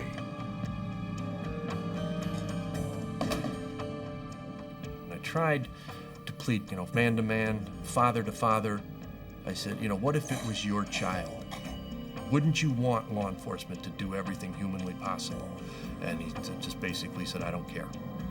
We absolutely swore to him that, trust us, with the FBI, we will get you the subpoena. The FBI? Could I please speak to a supervisor? And they said, without a subpoena, we're not going to give you the information. The night ended with no lead on where Jaime was.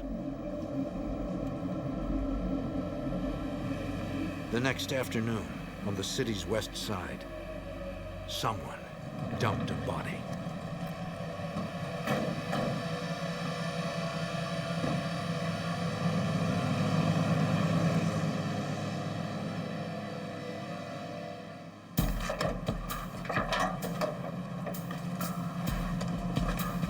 While Chicago investigators struggled to find kidnapping victim Jaime Estrada, passers-by discovered a badly wounded man lying in the street on the city's west side. Chicago emergency, Okendo. The Chicago 911 operator took the emergency call and immediately dispatched patrol units and an ambulance. Okay, does anybody... Paramedics advised Illinois Masonic Hospital they were bringing in a man with a gunshot wound. He identified himself as Jaime Estrada.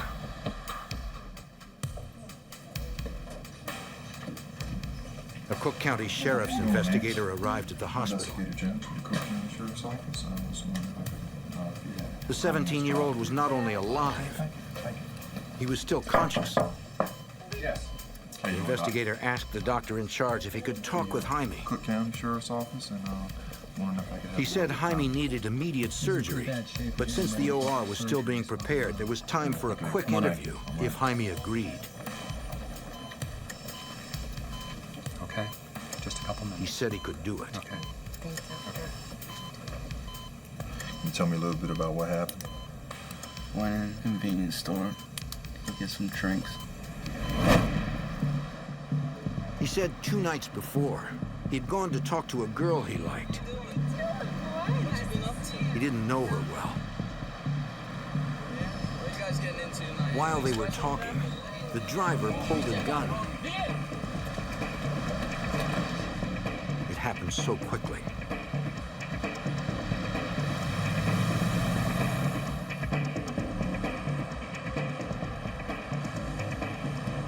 He said it felt like they drove for about 2 hours. Several armed men beat him. He could not ID them. FBI Special Agent Kevin Cassidy. Jaime did not provide any real detail regarding the identifying features of his kidnappers due to the fact he was blindfolded. Jaime remembered passing 3 toll booths. He told the investigator that about 15 minutes after the 3rd toll booth, the van stopped. The men hustled him into a house or an apartment, he wasn't sure which. It's your brother, man! There they roughed him up some more, yelling about the money he owed them for the drugs. I'll kill you, bro. I'll kill you! Huh? He tried to tell them they had the wrong guy. That was the wrong thing to say. You know what I'm saying, man? I'll kill you, bro. I'll kill you! Just give me the number. What's the number, S.A.? Run. Yo, get this guy! I beat him They senseless. demanded the phone numbers to all of his family members. What? Huh? I got the number. 414-555-7577. Get this cabron out of here. The men carefully avoided speaking their own names. But there were others who did. During the time he was held there, he heard female voices, and he also heard one of those voices referred to a subject as Beto. Jaime believed it was Beto that guarded him most of the time. Sometime the next morning, Jaime was just getting to sleep.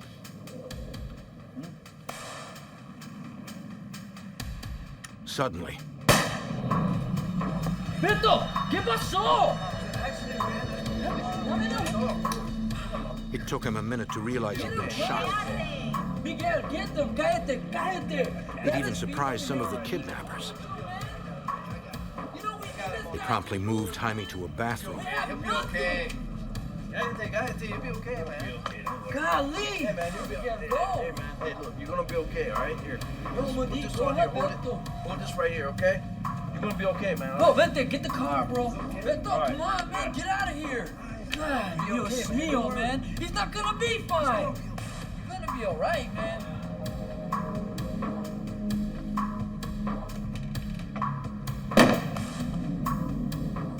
He fell in and out of consciousness, so his memory was fuzzy.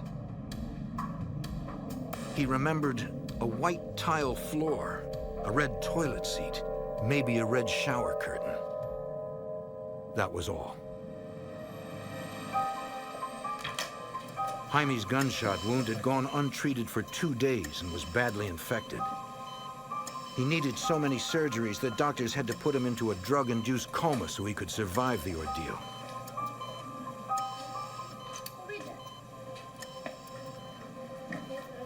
Doctors were surprised at the young man's strength, that he had survived this long.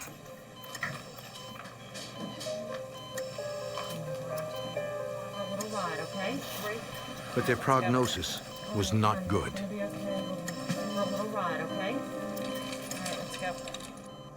Several suspects were still at large. Meanwhile, on Newland Avenue in northern Chicago, a resident heard a commotion and saw what looked like 2 armed men forcing 2 others toward a van. The captives broke loose and ran. The Jaime Estrada kidnapping case was about to become much more complicated.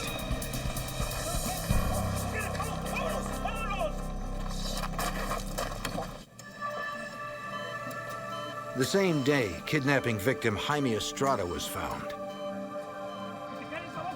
A man in northern Chicago saw what appeared to be a double kidnapping outside his house on Newland Avenue.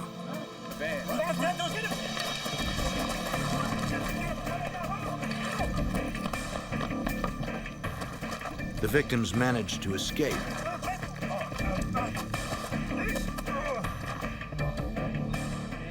The resident contacted Chicago police, and emergency operators sent patrol officers to the scene. 3225. Okay. Right off of Belmont. All right, stay inside the house. Just letting you know the police are being dispatched as we speak. I was walking home, and Dispatch asked the officers to transport the 2 victims to Chicago PD's Area 5. 5 guys. To be interviewed by FBI Special Agent Kevin Cassidy. Next thing you know, this van pulled in front of me. One of them, Pedro Montoya, explained how he'd been abducted. A week earlier, he was outside his house when a van pulled up. Several men jumped out with guns and forced him inside. The other man, Chavo Rodriguez, had the same story. They were basically grabbed off the street and forcibly put into a blue and white van. Special Agent Cassidy remembered that Jaime was also kidnapped in a blue and white van. He decided to show Montoya and Rodriguez mugshots of the men arrested in connection with Estrada's abduction. Both victims immediately responded that those were the same individuals that had kidnapped them. And there were 2 others, the armed men they escaped from. We then started to interview them in greater detail. They said they were held in the basement of a house with a 3rd man. All right, just spin them around and put them on the post there. They were all bound to metal poles. Each of their families were called with demands for ransom money and cars. For more than a week, the kidnappers barely fed the men. A diabetic, Rodriguez was affected most. Without his medication, his blood sugar rose, which could have rendered him unconscious or even killed him. Investigators suspected that Jaime was not the third man. He said he had been held in a bathroom, not a basement. So they showed the men his photo. Investigators were right. It wasn't him. Did he escape with you at the same time? They said the day before, the third man managed to escape by breaking through the duct tape that held him. He freed himself. They never saw him again and did not know who he was. When the kidnappers realized the third man had escaped, they tried moving Rodriguez and Montoya out of the house. Come here. Get out of here. It was then that the men escaped.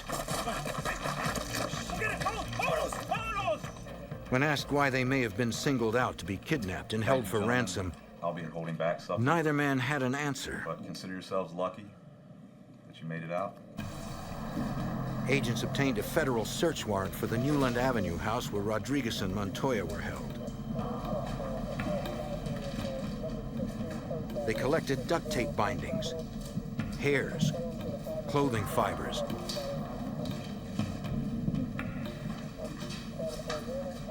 and dozens of fingerprints.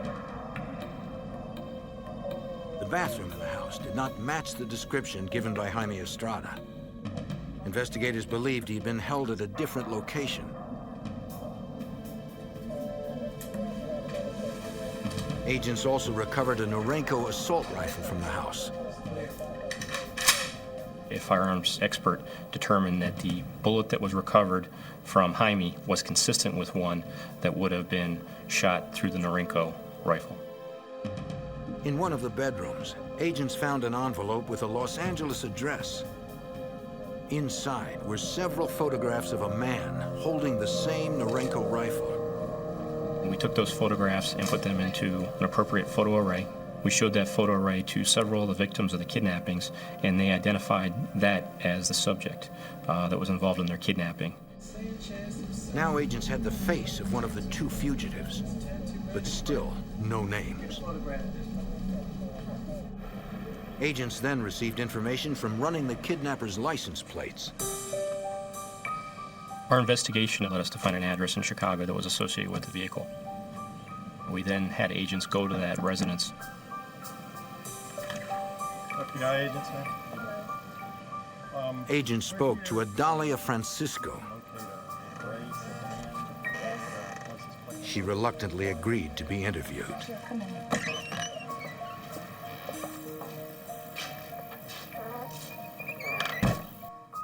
After persistent questioning, Mrs. Francisco told agents that her husband, Ricardo, was in hiding, having escaped from a band of kidnappers. I don't know what to do. When they kidnapped your husband? Yes, they called here and... Investigators determined he was the third man held in the Newland Avenue home. And they just won't stop. I don't know what to do. Pressed further, she explained why her husband and the other men were being held. And the last one was the sedan that you're asking. Further investigation and intensive interviews led us to determine that there was a nexus to illegal drug activity in each one of these individual kidnappings. Friends of Ricardo Francisco revealed that he was a drug runner. He owed a drug cartel $100,000. Montoya owed $130,000 to the same drug cartel. Rodriguez was not involved in dealing drugs himself. It was his son. But that did not matter to the cartel. His son had owed some money, and they grabbed the dad. In the case of Jaime Estrada, our investigation did not reveal any involvement in illegal drug activity, and we do not believe he had any. It seemed the cartel had been duped by the girl who lured Jaime into the van. Informants identified her as Juanita Gonzalez. The true subject in this case was the girl. She was the one that had ripped off these guys from a kilo of cocaine, and then she tried to save her own hide by laying it off on an innocent person. She just blamed it on Jaime, who was just innocent in all of this. All Jaime's family could do was pray he'd make it through surgery. But 17-year-old Jaime Estrada could not hold on. Infection eventually killed him. This has now become a case of murder. After conducting extensive interviews in the Newland Avenue neighborhood, agents finally identified the 3 men already in custody as Salome Varela,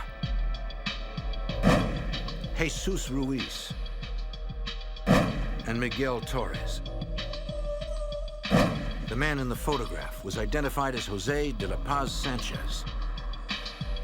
The final suspect was known only as Beto. They were still at large, wanted not only for kidnapping, but for murder.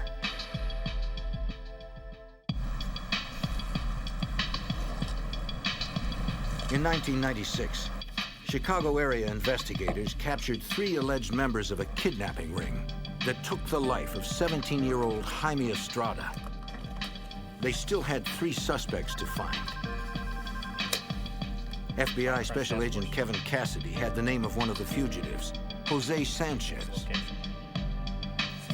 His photo was discovered in an envelope during a crime scene search. The envelope had an address in Los Angeles. We then surmised that the subject had fled the area, and it would be logical to look for him in Los Angeles. We obtained an arrest warrant, and we forwarded that information to our Los Angeles office. In LA, FBI Special Agent Scott Hanley set out to apprehend Sanchez. Okay. All right. Yeah, thanks. Well, good luck to you. Bye. We went out to the location, which was a house in the Echo Park area of Los Angeles. After we'd been on the house for over 3 hours, one of the team observed a male Hispanic individual walk out of the house. But at that time, because of the distance away from him, we couldn't tell if it was Mr. Sanchez or not. We were able to follow him for approximately about a half hour on 3 different freeways in Los Angeles till he finally went to the West Los Angeles area. The man parked outside a home improvement store. Even with a photograph of the suspect, they still could not tell if it was Sanchez. If you've never met the person before and all you have is a photograph, you're trying to look at a real person to match it up with a photograph, and who knows how old that can be. From the photo, they knew Sanchez had a Grim Reaper tattoo on his right upper arm. One of the officers went in on foot to try to get a closer look of the individual. He followed this person in the store. I saw this tattoo of the Grim Reaper.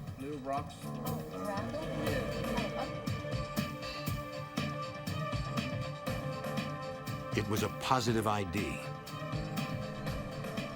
Agents were getting closer to nabbing the 4th suspect in Jaime Estrada's kidnapping and murder.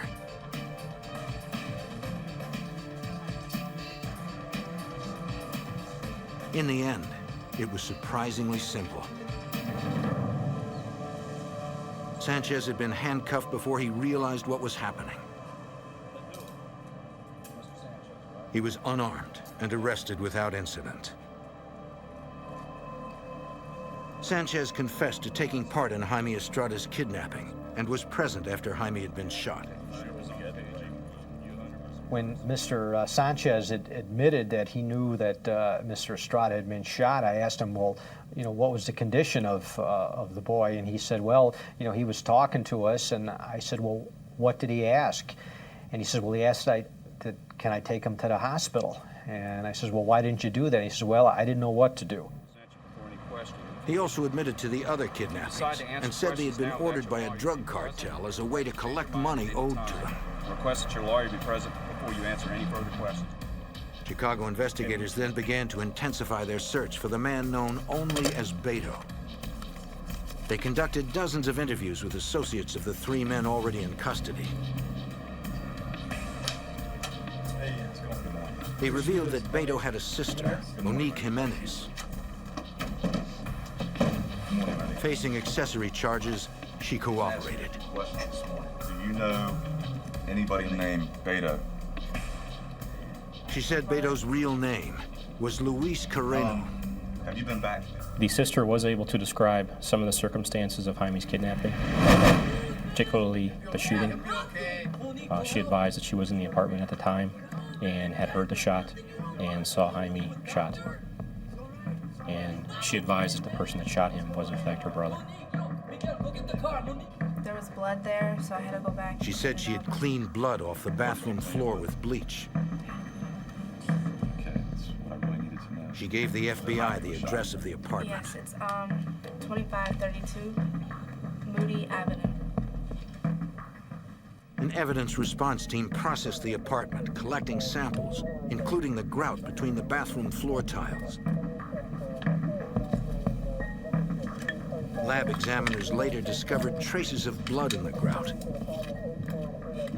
DNA testing proved the blood was Jaime's. In October 1997, federal prosecutors in Chicago tied the complex case together for a jury. The four suspects in custody, Salome Varela, Jesus Ruiz, Miguel Torres, and Jose Sanchez, were found guilty of racketeering, conspiracy, weapons violations, assault charges, and all four kidnappings. They were all sentenced to life in prison without the possibility of parole. The FBI tracked Juanita Gonzalez, the girl responsible for Jaime's abduction, to Mexico, where she completely disappeared. They are still looking for fugitive Luis Carreno, the man known as Beto. He is currently wanted, and there's an outstanding arrest warrant for him. And we are working with Interpol and our other friends in foreign countries to attempt to locate him to this day, and we will continue to do so. The Estradas pray that someday soon, the authorities will find Carreno, the man the FBI suspects killed Jaime. For the family and for the investigators who worked so hard to save Jaime, the case will never be over until everyone responsible for his death is brought to justice.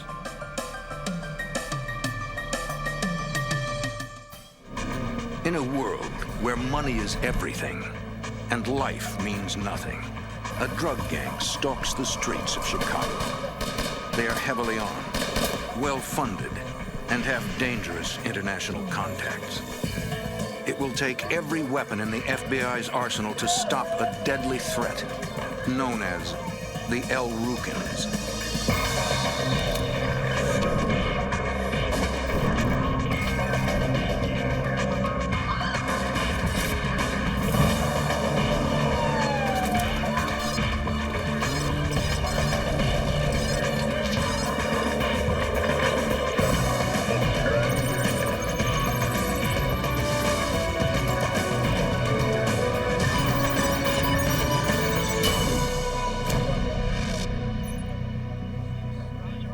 In the 1980s, the drug trade ravaged Chicago's inner-city neighborhoods.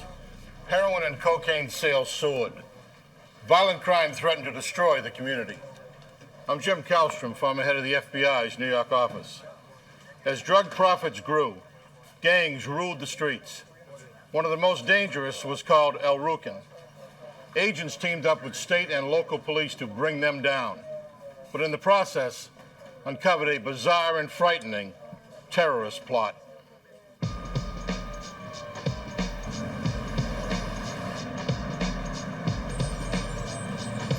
Chicago, Illinois.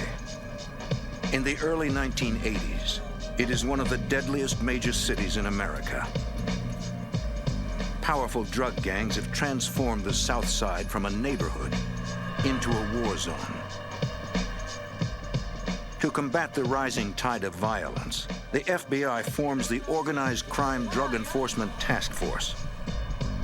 In Chicago, their prime target is a vicious gang known as the El Rukans. John Podliska is an assistant U.S. attorney in Chicago. The business of the El Rukans was to traffic in narcotics, cocaine and heroin, and to control a vast area on the south side of Chicago for purposes of selling and distributing those narcotics. They would exact tribute from other people who would want to sell in that area, and they had a reputation, and a well-deserved reputation, for being one of, if not the most successful and the most violent criminal drug-dealing organizations in the Chicago area. In the spring of 1985, several members split from the gang. They try to move in on El Rukan territory. Revenge is swift and deadly.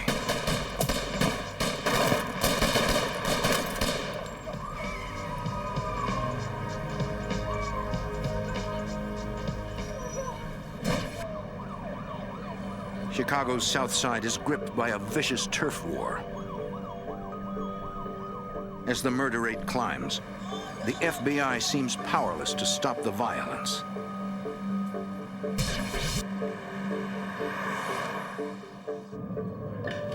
Then, in May, an informant gives agents a tip. Several members of the El Rukan gang have left Chicago. They are hiding out in a house in Cleveland. Many of them are wanted for murder.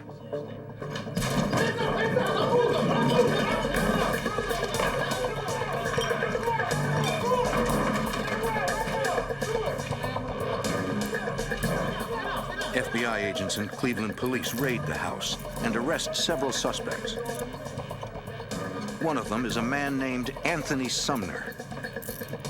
Sumner is a former El Rukan general, which makes him potentially useful. If investigators can turn him, they can get intelligence on the secret of El Rukans.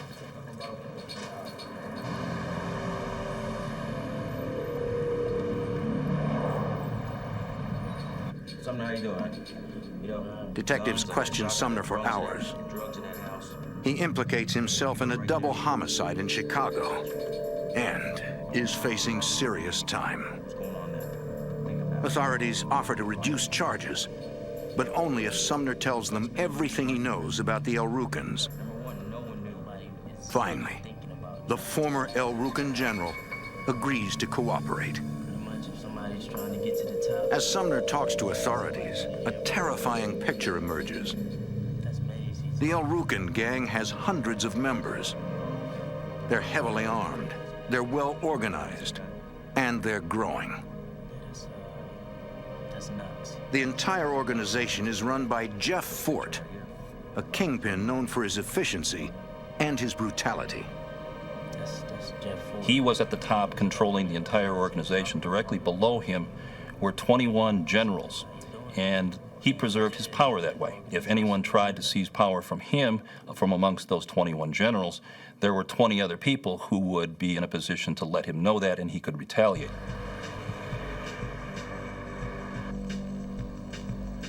Authorities thought they had taken Ford out of commission. In 1983, he was convicted of cocaine trafficking and sentenced to 13 years in a Texas prison. According to Sumner, Jeff Fort continues to run the El Rukans. He uses the prison payphones to contact his gang in Chicago. Sumner's statement is a major break in the El Rukan case, according to Assistant U.S. Attorney Patrick Deedy. He was the first person to actually confirm what the authorities had thought for a long time, which was that Jeff Fort, who was currently in penitentiary in Texas, was regularly talking on the telephone to members of the El Rukans in Chicago and coordinating or directing activities of the organization. The El Rukans run their operation out of a converted movie theater on the south side of Chicago. It had been fortified by the El Rukans and was essentially a fortified fortress.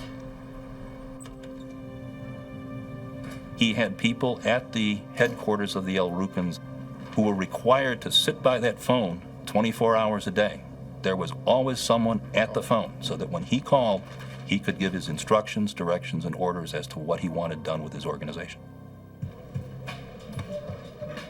For the task force, Jeff Fort's telephone conversations are an opportunity to learn more about the organization.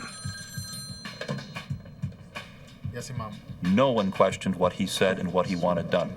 There was absolutely no debate, discussion, objection to anything that he was saying. And so the FBI over the summer 1985 began to develop evidence to provide a sufficient probable cause to go and to begin to listen to these conversations.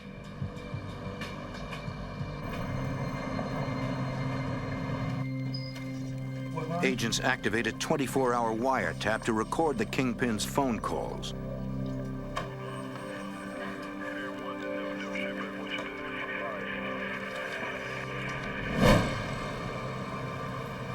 Tom Coram is a former special agent with the FBI. In 1985, he is assigned to the Drug Task Force and the El Rukin case. The technicians installed the wiretap equipment through the telephone company. Nothing was actually installed at the prison. We did all of our monitoring. In fact, in Austin, Texas, which was 40 to 50 miles away from Bastrop, Texas, where the prison was located.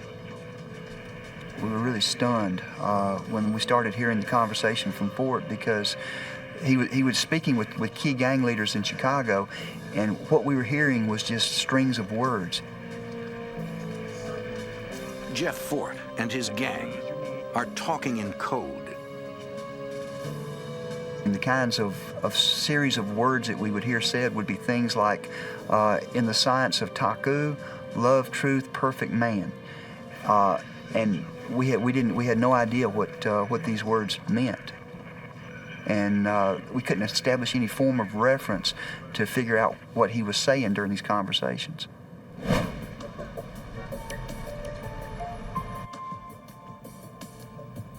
Agents believe that Fort and the El Rukins are discussing drug deals.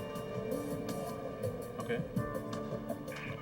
But until they crack the gang's code, they can't prove a thing.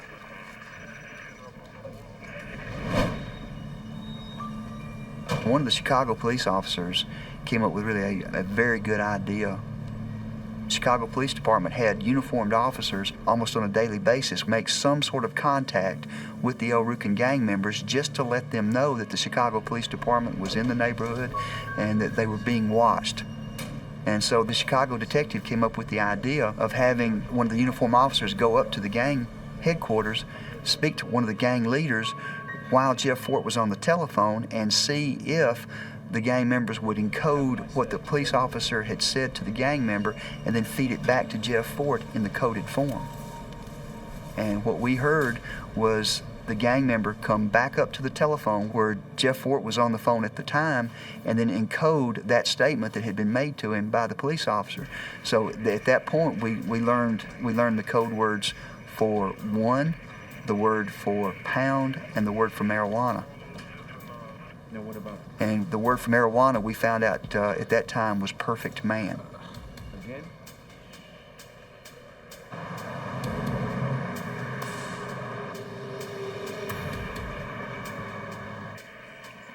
Breaking the El Rukin code is slow, painstaking work. After 2 months, agents only know a fraction of the gang's business. We realized that we were missing a lot of the calls that were being made from other phones at the El Rukin headquarters in Chicago. So we knew that the operation that we were running in Texas needed to be concluded, and we needed to set operations back up in Chicago and begin monitoring all of the phones inside the gang headquarters in order to get the whole story. In December, Agent Coram and his team decide to move the wiretap operation to Chicago. They establish a new listening post near El Rukin headquarters. As authorities activate the new wiretap, they encounter a familiar problem. When we turned the wire on in Chicago, I found that once again I was hearing words that I didn't understand. The El Rukin gang is using a new code. They may have found out the FBI was listening. Once again, Agent Coram can't understand what they're saying. It was like we had to start all over again when I thought we would be able to start pick up where we left off when we shut the operation down in Texas. Hour after hour, Coram listens to the recordings. He slowly pieces together phrases. Yeah, he's talked about New York. Something is different. Something has changed. Some of the words I started picking up were words like up. I started hearing words that related to travel, and there hadn't been any words that related to travel during the Texas operation.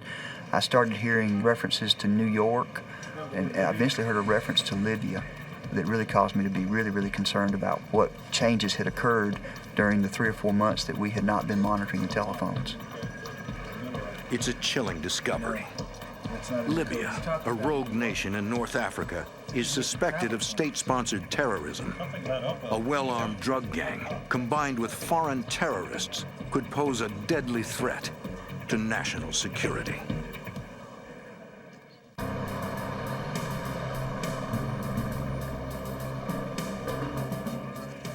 In Chicago, an FBI wiretap reveals that Jeff Fort continues to run the El Rukin gang from prison. Bring it all back to me. Although the gang talks in code, authorities learn they are discussing Libya, a country suspected of terrorism. Investigators of the Chicago Drug Task Force spend hours listening to the recorded conversations. To Special Agent Tom Coram, it doesn't make sense. Why is a Chicago drug gang talking about Libya? I went back to the beginning and started listening to the conversations again, and I started piecing the bits and pieces of the conversation together and came to the conclusion that they were talking about having met with someone in Libya who was going to provide them with money for destroying an airplane here in the United States.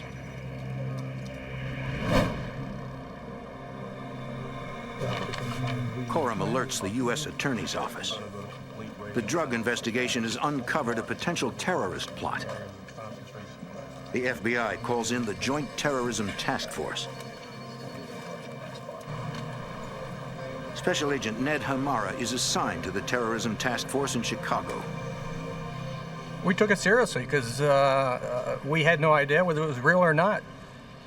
It was decided that the Terrorism Task Force take over the wire and continue an investigation and determine what, if anything, was going on.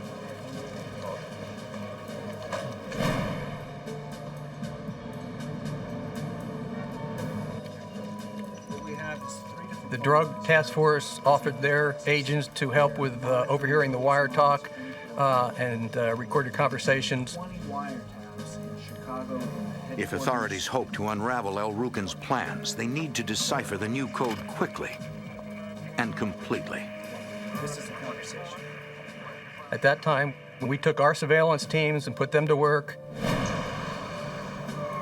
Fred Wheat is a lieutenant with the Chicago Police Department. His specialty is surveillance. In 1985, Wheat is assigned to the FBI's Terrorism Task Force.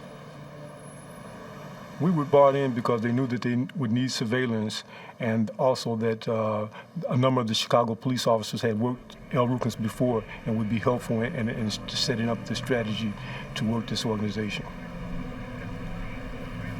The surveillance team's job is to make physical observations that can be compared to the information agents are hearing on the wiretap. We basically had round-the-clock surveillance on different members of the group who were involved with the conversations with Jeff Fort. We were watching those members and just trying to follow their activities.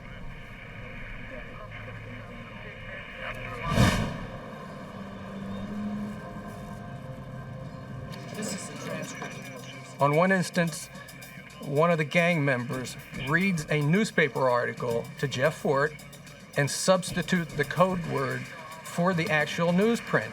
So, I mean, we had a verbatim interpretation of some of those code words because he describes an incident on the south side of Chicago where there was a shooting involving a landlord and a neighbor of some sort. And so we were able to take those code words and go back to previous conversations, insert them into conversations, which solved a lot of our deciphering of some coded conversations.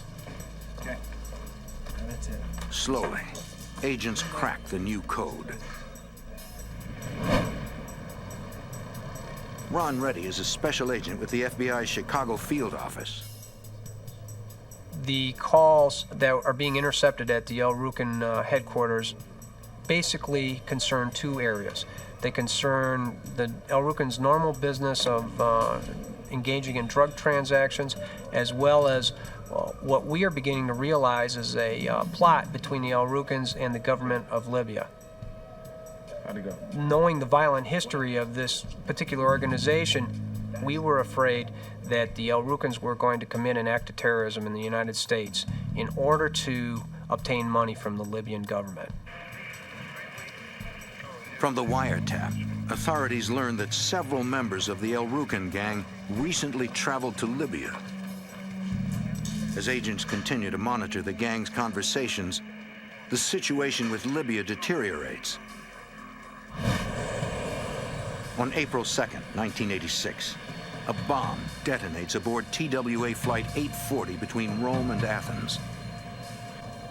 4 Americans are killed. 9 are injured. The FBI suspects the government of Libya and President Muammar Gaddafi are responsible for the carnage.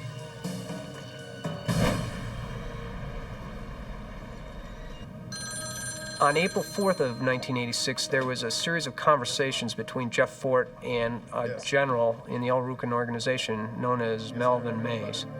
And they discussed this explosion on this flight between Rome and Greece. And Mays, at one point in the conversation, indicates that their group would be able to do something like that within 30 to 50 days. Yeah. It is a terrifying prospect. I want you to take a video. Via the decoded wiretap, the task force listens in on Fort's plans. The gang leader wants 2 of his generals, Leon McAnderson and Rico Cranshaw, to make another trip to Libya. Fort was really concerned about how are we going to convince the Libyans, that we're an organization that can do something for them. One of the things that we were able to determine, he talked about getting newspaper clippings to take back over there to show the Libyans that this is what we've been doing, this is what we can do. Violent things that happen that the El Rucans are responsible for.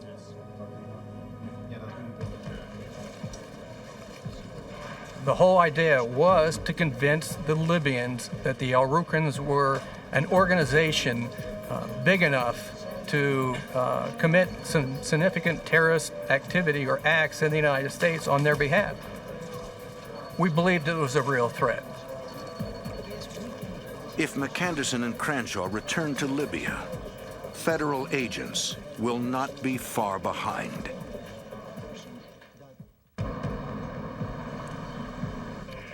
In Chicago, FBI agents and police wiretap the El Rucan gang. 2 of Jeff Fort's generals are planning a trip overseas to convince Libyan officials that El Rucan can perform terrorist acts within the United States. Travel restrictions to Libya make the trip impossible. Ron Reddy is a special agent with the FBI assigned to the Joint Terrorism Task Force. The United States had just engaged in at least 2 military actions against the Libyans, and the El Rucans knew that the Libyans were under scrutiny from the United States government. The El Rucans, as well as the Libyans, felt that the safest place for them to meet would be in Panama, which they called the Straw Hat. That was their particular code word for Panama. Yeah, everybody's unmarked. So. Cranshaw and McAnderson, 2 high-ranking El Rucan generals, will make the trip to Panama City. The task force needs surveillance on both men from the moment they leave Chicago until they return.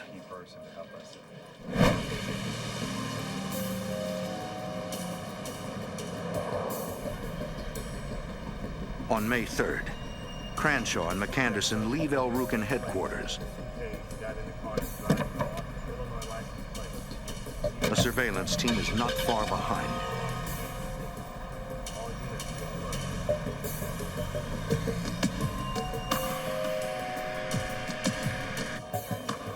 The El Rukns board a jet in Chicago, bound for Miami. From there, they fly to Panama.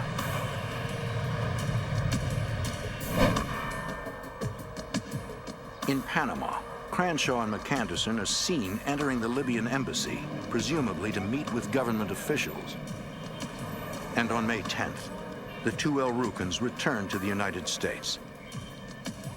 We knew when they were coming back, and we worked with our colleagues at U.S. Customs and asked them to do a search of these individuals when they arrived in Miami. They found a document in Rico Crenshaw's luggage, which they photographed. Crenshaw and McAnderson were not aware that this was happening, but the document was in Crenshaw's handwriting. Basically, they had written a letter that said that they had 5-man cells in cities throughout the United States and that they were interested in trying to destabilize the government.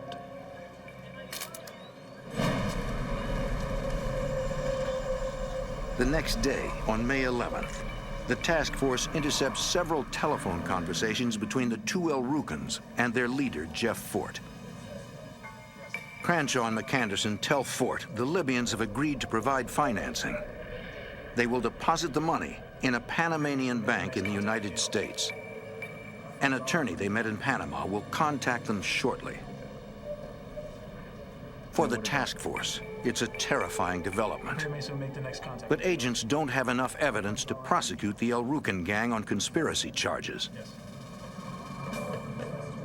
In order for the FBI to establish that a crime has been committed, we must collect enough evidence to prove beyond a reasonable doubt that the conspiracy had actually taken place and that there was an intended goal of the conspiracy. And we had to prove that there was a serious plan to commit an act of terrorism here in the United States.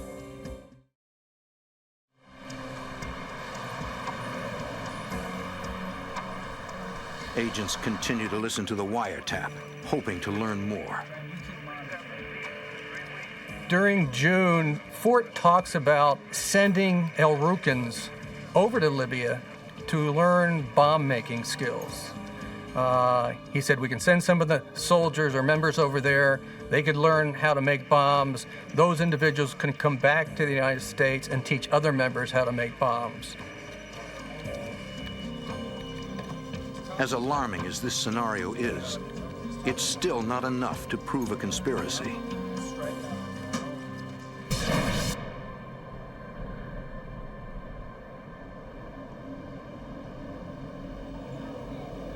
Weeks go by. The money from the Libyans never shows up. Fort panics. He will do anything to make the deal. In late June, early July, Fort became, he just saw that the money was not going to be coming from the Libyans and that he had to do something, or the El Rukns had to do something to show the Libyans, that they were somebody to respect.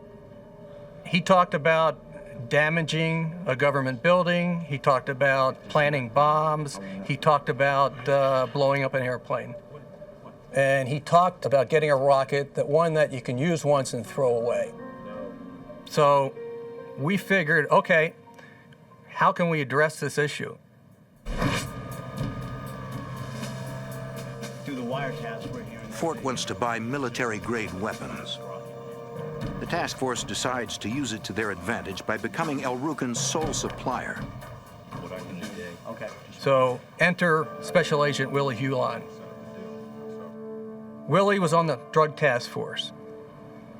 He had already made one drug buy with Alan Knox through an FBI cooperating source. Alan Knox is a high-ranking El Rukn. Agents assume he is aware of Fort's plans. So we figured that we'd set up another drug buy with Alan Knox, and at which point Special Agent Hulan could introduce the idea that he had a weapons contact and so on, and that they might be able to supply the El Rukns or somebody else with weapons or any military equipment. He mentions that he has a friend who works at a military base, a friend who can steal weapons. Knox is interested. Willie Hulan is an amazing individual. He's cool, calm, collected, works well under pressure. He was ideal for this situation.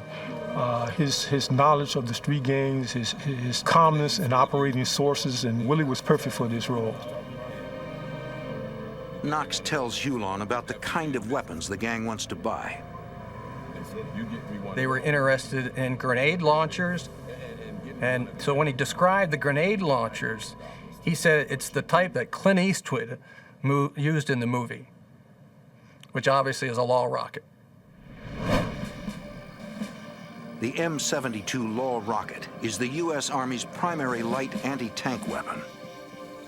The shoulder-launched missile can penetrate a foot of armor at a range of over 200 meters. It can destroy a tank, a building, or even a low-flying airliner.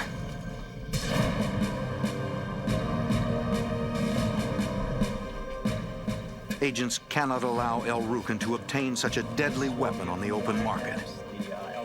But the development does offer unique opportunities. We decided that why not we supply, or the FBI supply, the El Rucans with a rocket.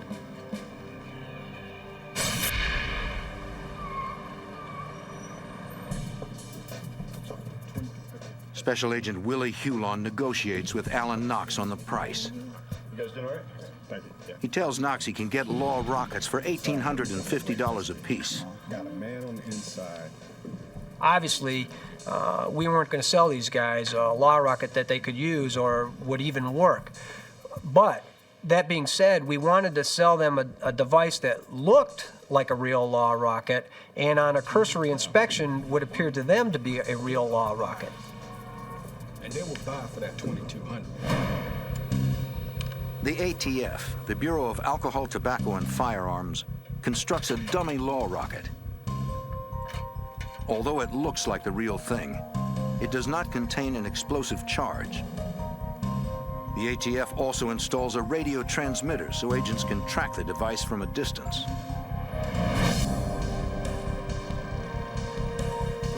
The inert rocket is ready. The trap is set. On July 29th, the task force launches the operation. Take out an aircraft.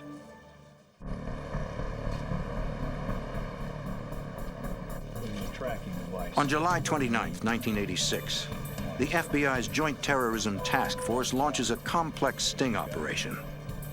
Agents will attempt to sell a dummy Law rocket to the El Rucans, a gang of vicious drug dealers who are willing to sell out their own country to Libyan terrorists. Gang leader Jeff Fort takes the bait. He tells Alan Knox to set up the buy. And we're hearing this on the wiretap after the meeting, so we know that it's going to go forward. The arrangements which were basically given to us by the El Rucans was we were going to meet them, or the transaction was going to occur. The task force meets to plan the sting operation. The sale of the Law rocket will go down at a hotel in Lansing, Illinois, 30 miles from Chicago. Normally, we would have never conducted an undercover investigation like this because of the extreme danger to Agent Hulan. But the fact that we knew that the El Rucans were dealing with the Libyans, we had to weigh those risks and ultimately decided that we could do it safely, that we could make the transaction safely and protect the life of our undercover agent. Surveillance teams will form the outer perimeter, 4 blocks from the hotel. Like I said, ultimately, SWAT and undercover teams will form an inner perimeter, stationed in and around the hotel. What's going to happen with our operation? At this point, we have the north, south. On July 31st, agents from the FBI, the ATF, the DEA, and the Chicago Police Department deployed to the hotel in Lansing, Illinois. They cannot fail. The lives of hundreds and possibly thousands of people are at stake.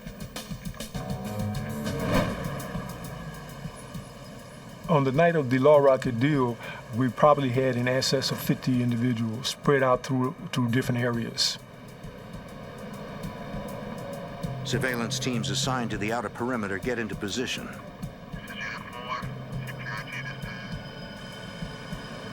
At 6:30 p.m., a car enters the perimeter. There are 2 men inside. Agents are unable to identify either one of them.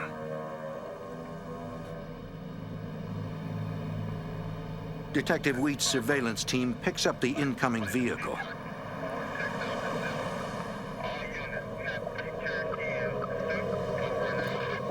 He follows it to a gas station nearby.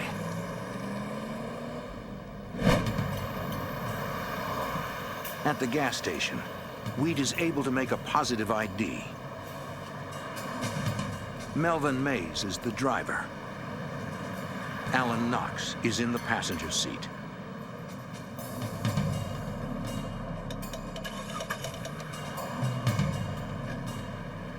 Moments after Melvin had departed the gas station, we saw him go in toward the inner perimeter. We passed on the plate number of the vehicle, the color of the vehicle, the make of the vehicle, all pertinent information that would help us keep this vehicle under surveillance. At the hotel, task force members get into position. We had a complement of SWAT, other surveillance people, other case agents in adjacent rooms, down hallways, different floors. Everything to control that situation. We didn't want people from another floor coming up. We didn't want to have citizens who weren't a part of this deal getting caught in the crossfire if that happened. The outer teams were prepared to move in to help secure this area in the event that things went wrong, so that it was plenty of firepower there on hand to deal with any situation that might develop.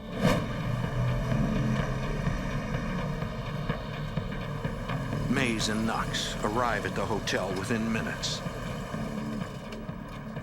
The sale is about to go down. The task force is ready. They know the El Rukns are willing to do whatever it takes to fulfill Jeff Fort's orders and make the buy.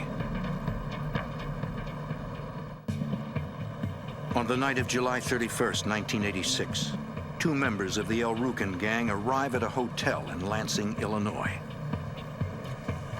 They have arranged to purchase a light anti-tank rocket. Their goal, to prove to the Libyan government that the El Rukns can operate as terrorists for hire.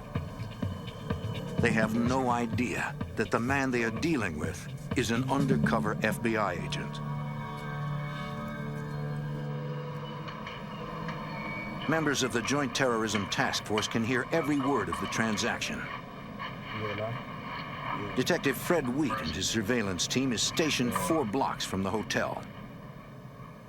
We heard a knock on the door. We could actually hear the physical knock. We heard some voices and someone asked who it was, etc. He was admitted into the room. We could hear them negotiate or talk about the sale of the rocket.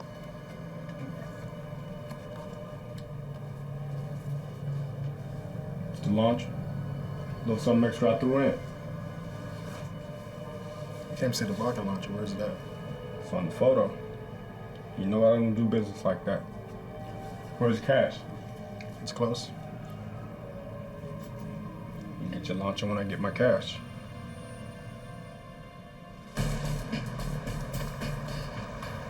A few minutes later, Melvin Mays leaves the hotel. He needs to get final confirmation from gang leader Jeff Fort before the sale can be completed.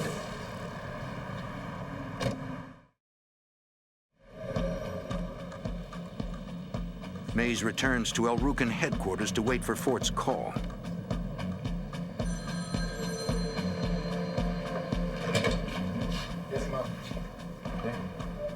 Jeff Fort controlled every aspect of the El Rukn organization, to include this transaction.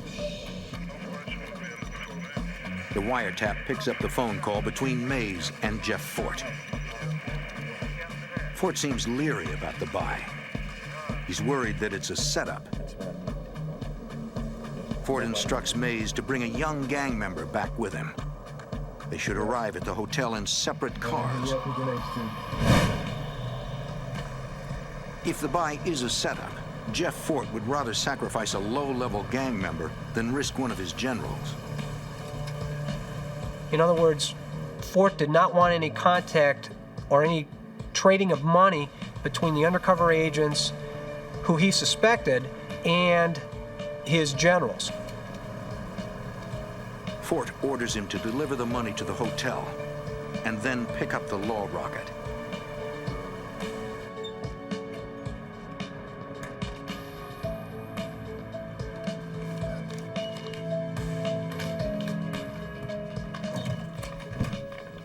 The sale goes off without a hitch.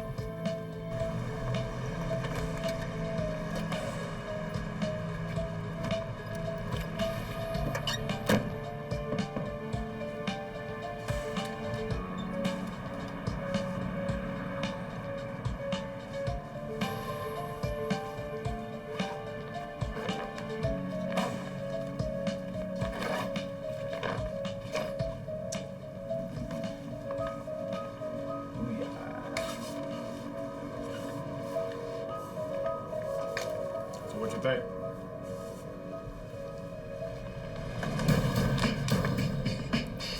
Sir? Still all there, right? Buddy doing business with you?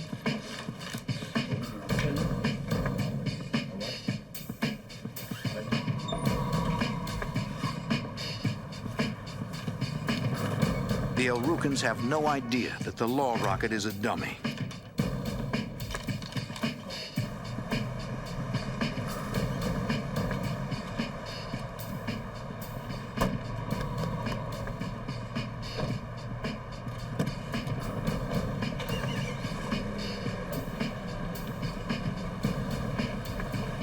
The low-level El Rukn takes off in the direction of Chicago.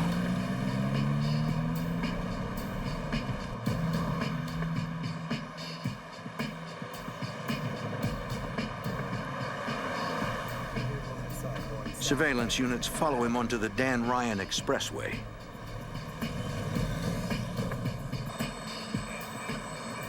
At that point, we had surveillance behind them, in front of them, on the side of them, down the expressway, coming on at certain exits, getting off at certain exits.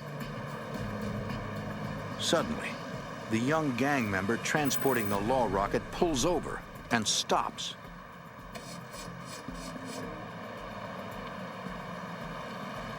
Seconds later, another vehicle pulls alongside him. It's Melvin Mays. What are you doing? Stop. As it turns out, the gang member's car has broken down. The law rocket is transferred to Mays' car. Get back in your car. We would not have known that it changed from one vehicle to the other or one person to the other unless we had a physical eye on that transaction.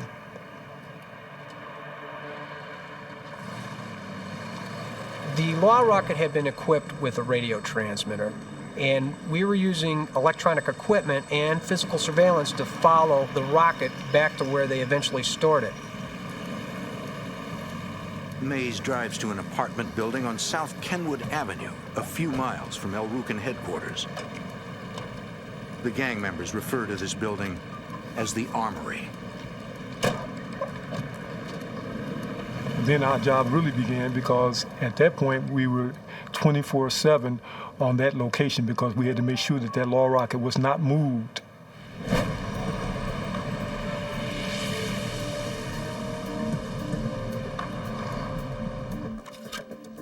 Special Agent Ned Hamara continues to monitor the wiretap. A couple days went by. Fort's fears were allayed that they weren't police, and in subsequent conversations, he says, okay, let's buy 5 more. You know, we want 5 more, and we're going to test one. Task force members are worried. Fort has chosen a target to prove his terrorist capabilities. He intends to kill a Chicago police detective. The detective who was kind of, he worked for the gang crime Chicago Police Department, who was kind of a thorn for many years in the El Rucan side. They hated him, and they figured, okay, we're going to buy some rockets, but we're going to use one, and we're going to test it on him. Gentlemen, according to the wiretap, The attorneys and the agents all made a decision, okay, let's take it down now. Let's not wait any further, because we figured if they tried to test the law rocket, they're going to determine that it's a dummy rocket and it's going to blow a lot of people's cover. The FBI makes a dangerous call. It's time to take down the El Rucan gang and put Jeff Fort behind bars forever. The FBI has the El Rucan gang on the hook. They have surveillance photos and wiretaps of the gang purchasing a dummy law rocket. From his prison in Texas, gang leader Jeff Fort instructs the El Rucans to buy 5 more rockets. He wants to test fire one of them to prove that his gang can perform terrorist hits for hire.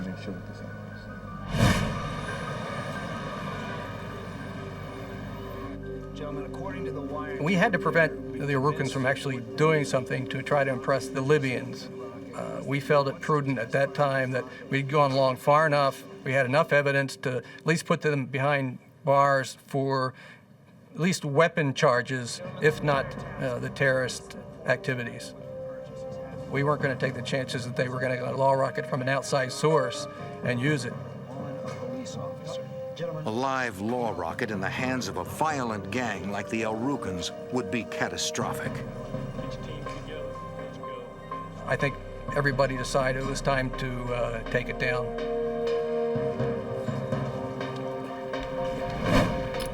On the morning of August 5th, the task force launches simultaneous raids on El Rucan headquarters and on the apartment building they call the Armory.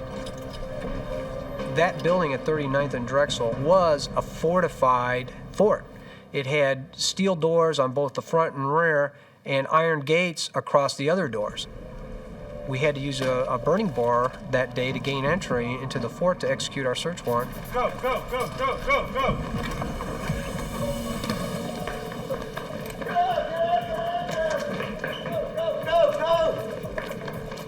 We went from surveillance officers to search and control officers.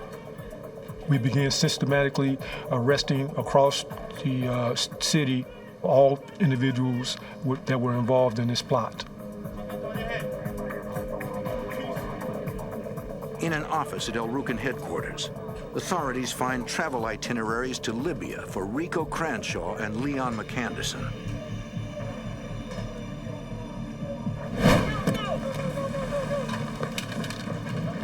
The second arrest team raids the apartment building on South Kenwood Avenue.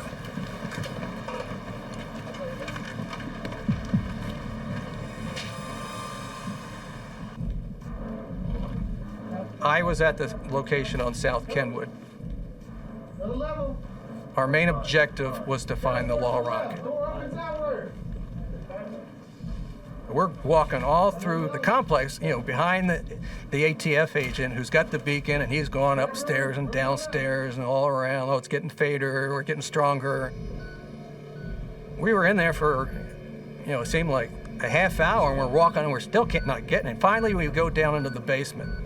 And this is a rat-infested, roach-infested location.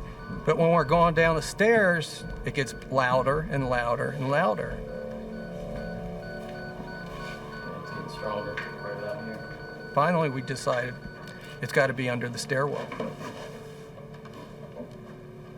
So we ripped open the stairwell, and sure enough, the law rocket was there, along with about 35 other assortment of automatic weapons that we discovered.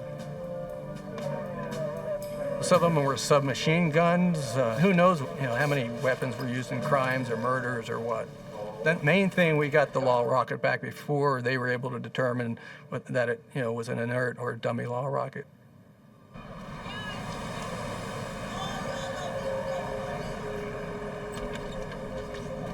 Hands up, hands up, hands up, hands up! McAnderson and Cranshaw are arrested without incident.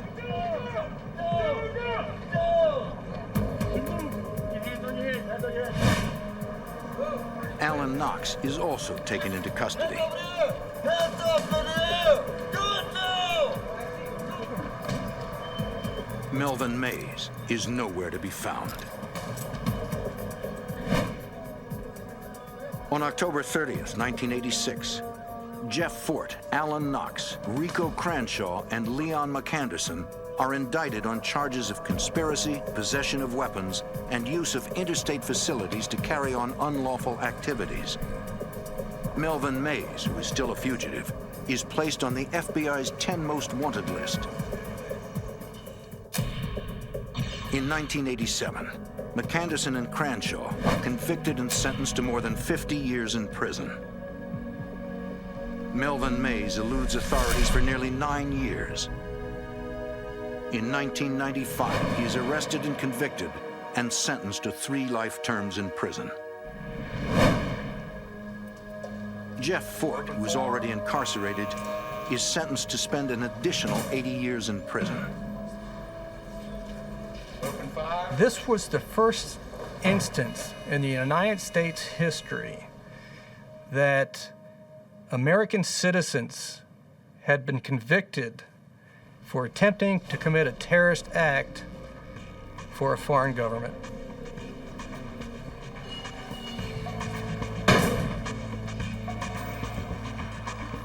For Chicago police, the El Rucan case is a major victory. A dangerous street gang has been destroyed. For the FBI, the El Rucan case is a battle won in the ongoing war against terrorism.